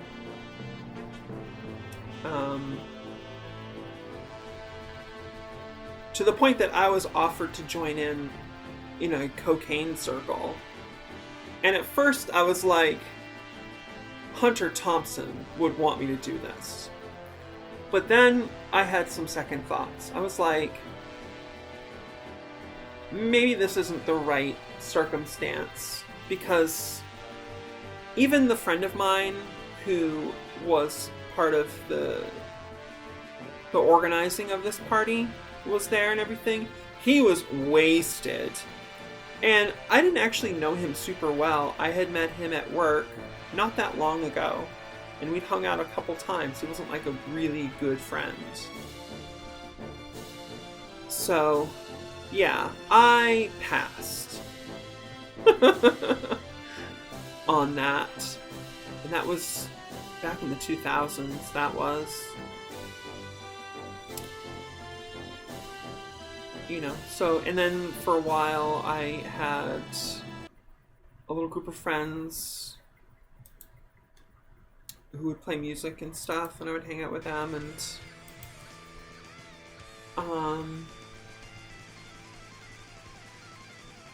But everybody gets older, So all these different groups were getting older. Some of the people I knew settled down.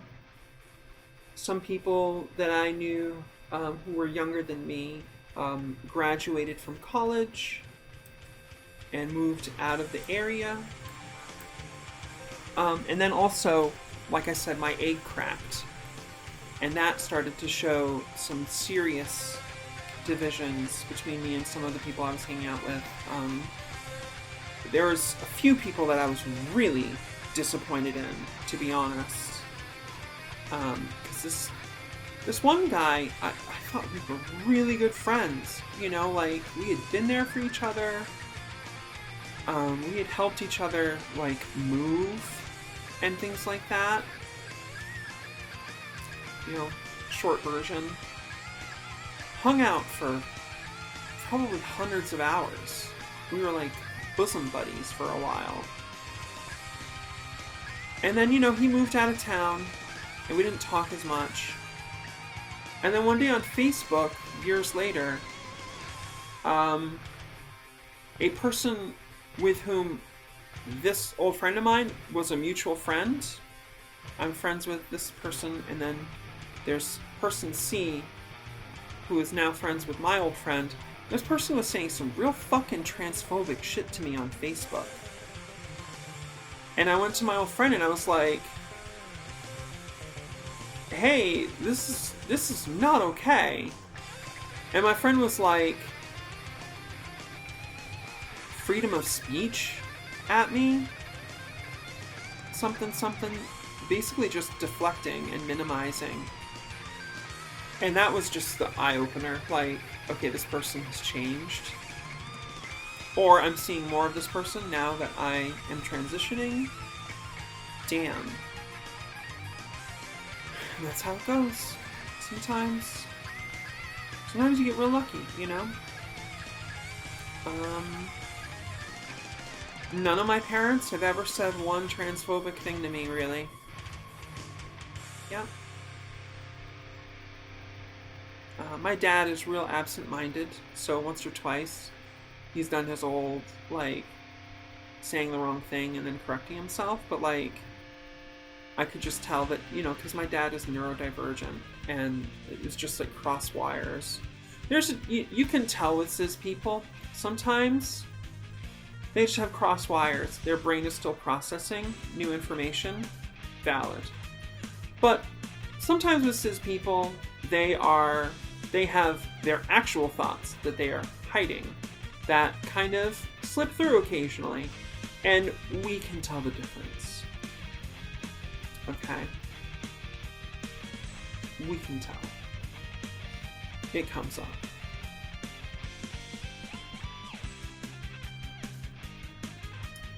So yeah, there have, and there's, of course, me and Curlian.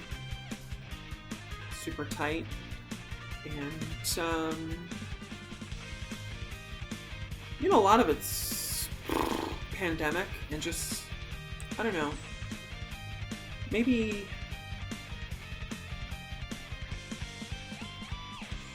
my priorities are changing, like I'm a little more honest with myself about what I want out of friendships.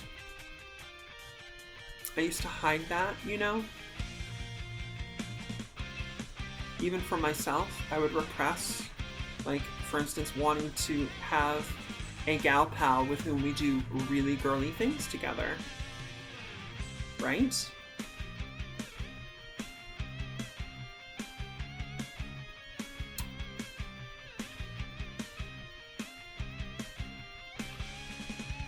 I've had little tastes of that in the last 5 years, but, like, I've not had, like, the gal pal with whom I repeatedly, like, we hang out a lot over a long period of time and do those kinds of, like, femme things.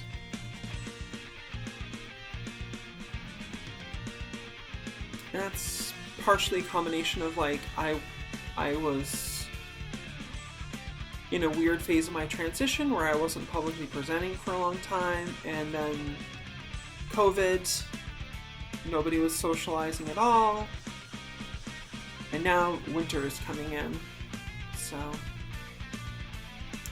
I have a playlist of about 185 hand-selected Xmas songs. The X is your variable. You can slide in whatever you want. Yule, solstice, Christmas, that's fine.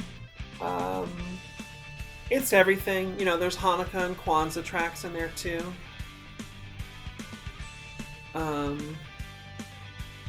Arthur had a really good Kwanzaa song, if I am remembering correctly.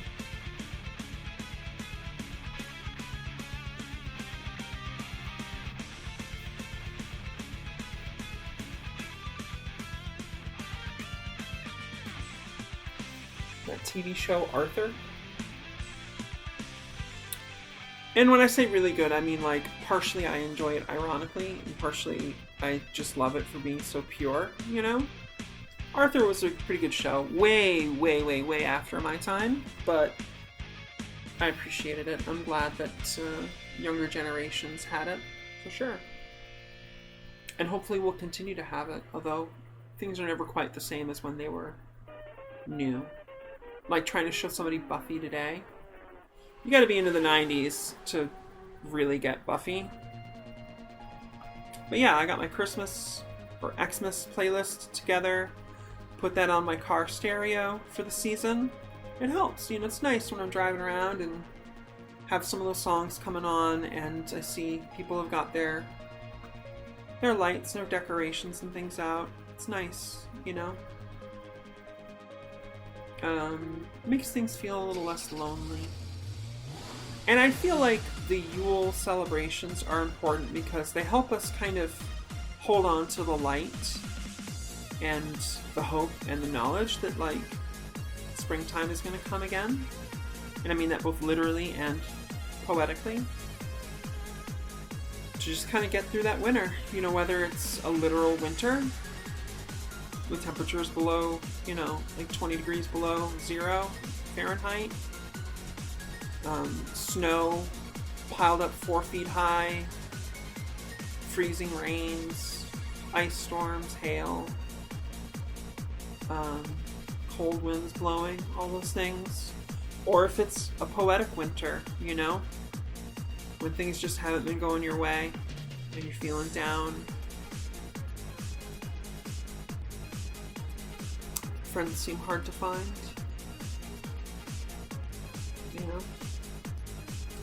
It's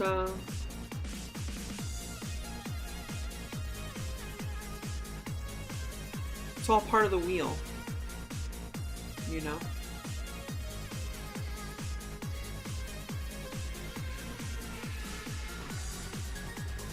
And you just spend a little time kind of elevating yourself above it, not getting kind of dragged down underneath.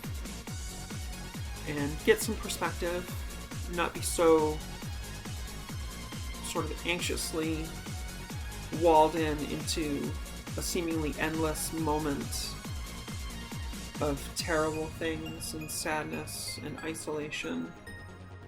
And remember, you've been here before and things have been different.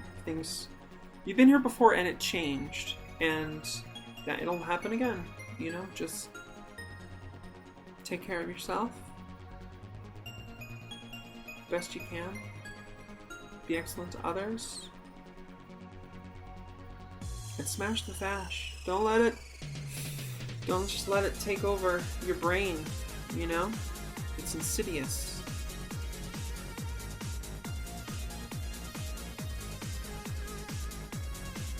It can sneak in, and it's not an unforgivable sin.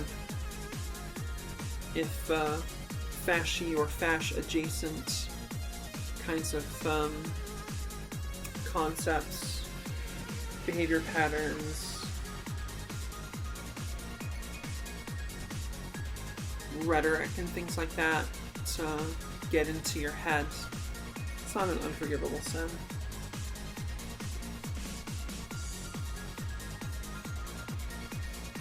You can work it out. It's okay. I've been there. And it still comes up sometimes.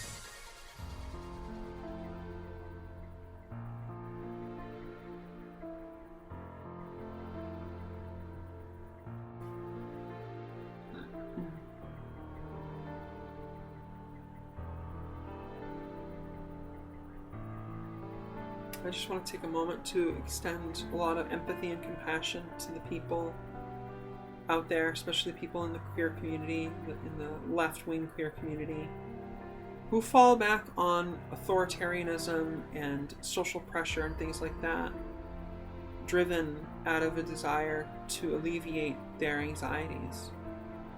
Because I fully understand that. I've been there. It's really common in the human creature to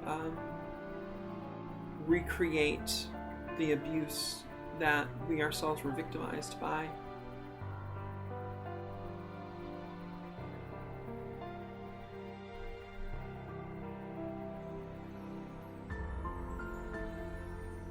And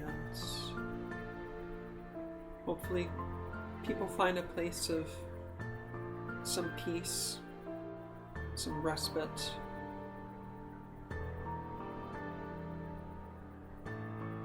where they can process and feel like they're not under attack, or start to notice when they're not, really.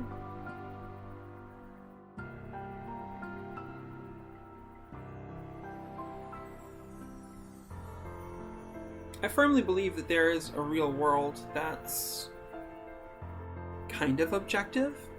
There's definitely something that is external to what could conventionally be referred to as myself, you know? But I never really have direct connection to that in any of the base sensory kind of methods. All of that is actually a hologram that my brain is kind of compiling based out of what these sensory organs are saying, you know? And it's important to remember, though, that a lot of what the brain does to kind of save on processing is it will call on memory, actually. So, you know, when you come home from being out, you're not necessarily really looking at your home and really seeing what's there. Your brain is largely just filling it in because you don't necessarily have to pay attention to it at that moment, probably, right? Well, this is also true of interpersonal dynamics.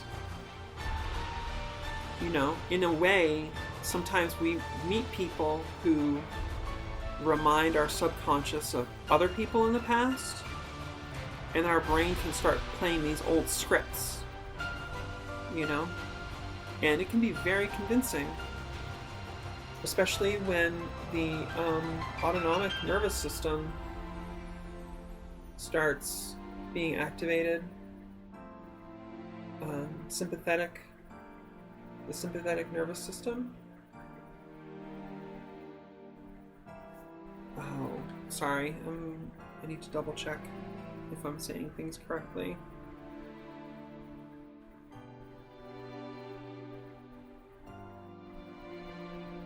Yeah, sympathetic nervous system.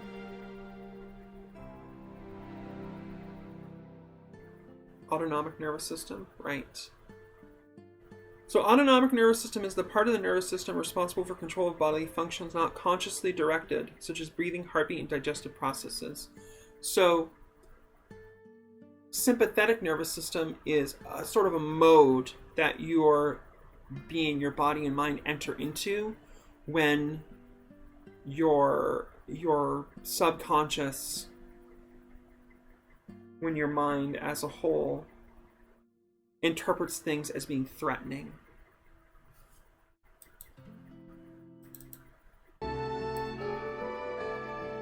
When you're perceiving things to be a threat, it kicks in And depending on the severity, how intensely it's being activated, blood will literally drain out of the neocortex, where higher thought processes come from. You know, wisdom, perspective, bigger picture viewing.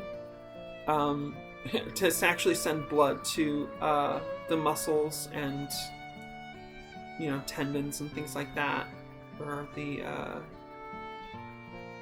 basically to allow you to fight or run away, right?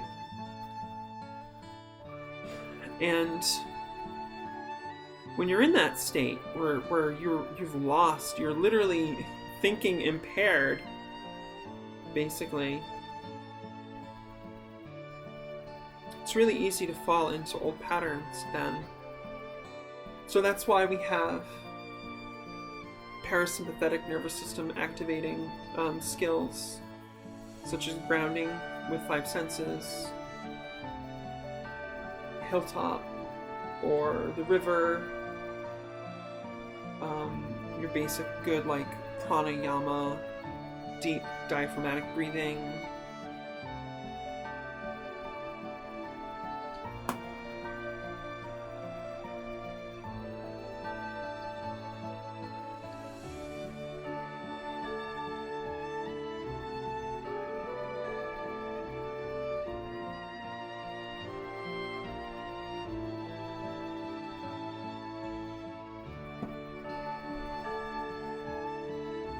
Because we typically hurt ourselves and others when we just act out of those things.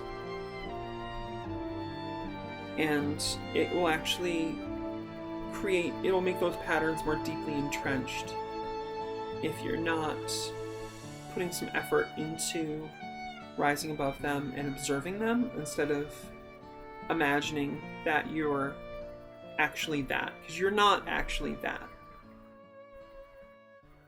Something the Gnostics are onto for sure. What you actually are is transcendent in a lot of ways, and always deserving of love.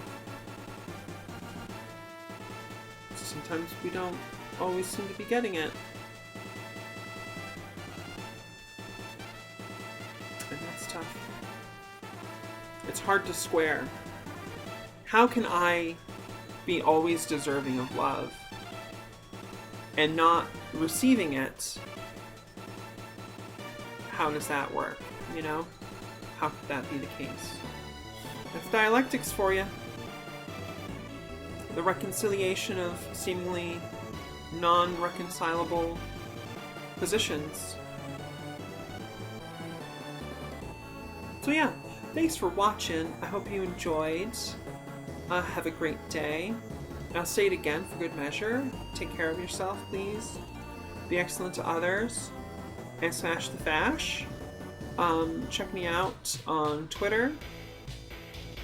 Shoot me a message if you want a message. I have a Discord server. It's pretty quiet right now, but feel free to come in. I share links to stuff that I think is cool. I've been sharing art fairly consistently lately because I love art in many, many different forms. A lot of modern art, classic stuff as well. And when I say modern art, I don't mean modern art in the old sense. I'm talking about like new vaporwave stuff, like gritty, grunge art, glow, you know, cool Tumblr shit, you know, net punk, cyberpunk, all those things. Yeah. Let me know. It's missinknoir@gmail.com. And have a great rest of your day. Smash the fash. Bye.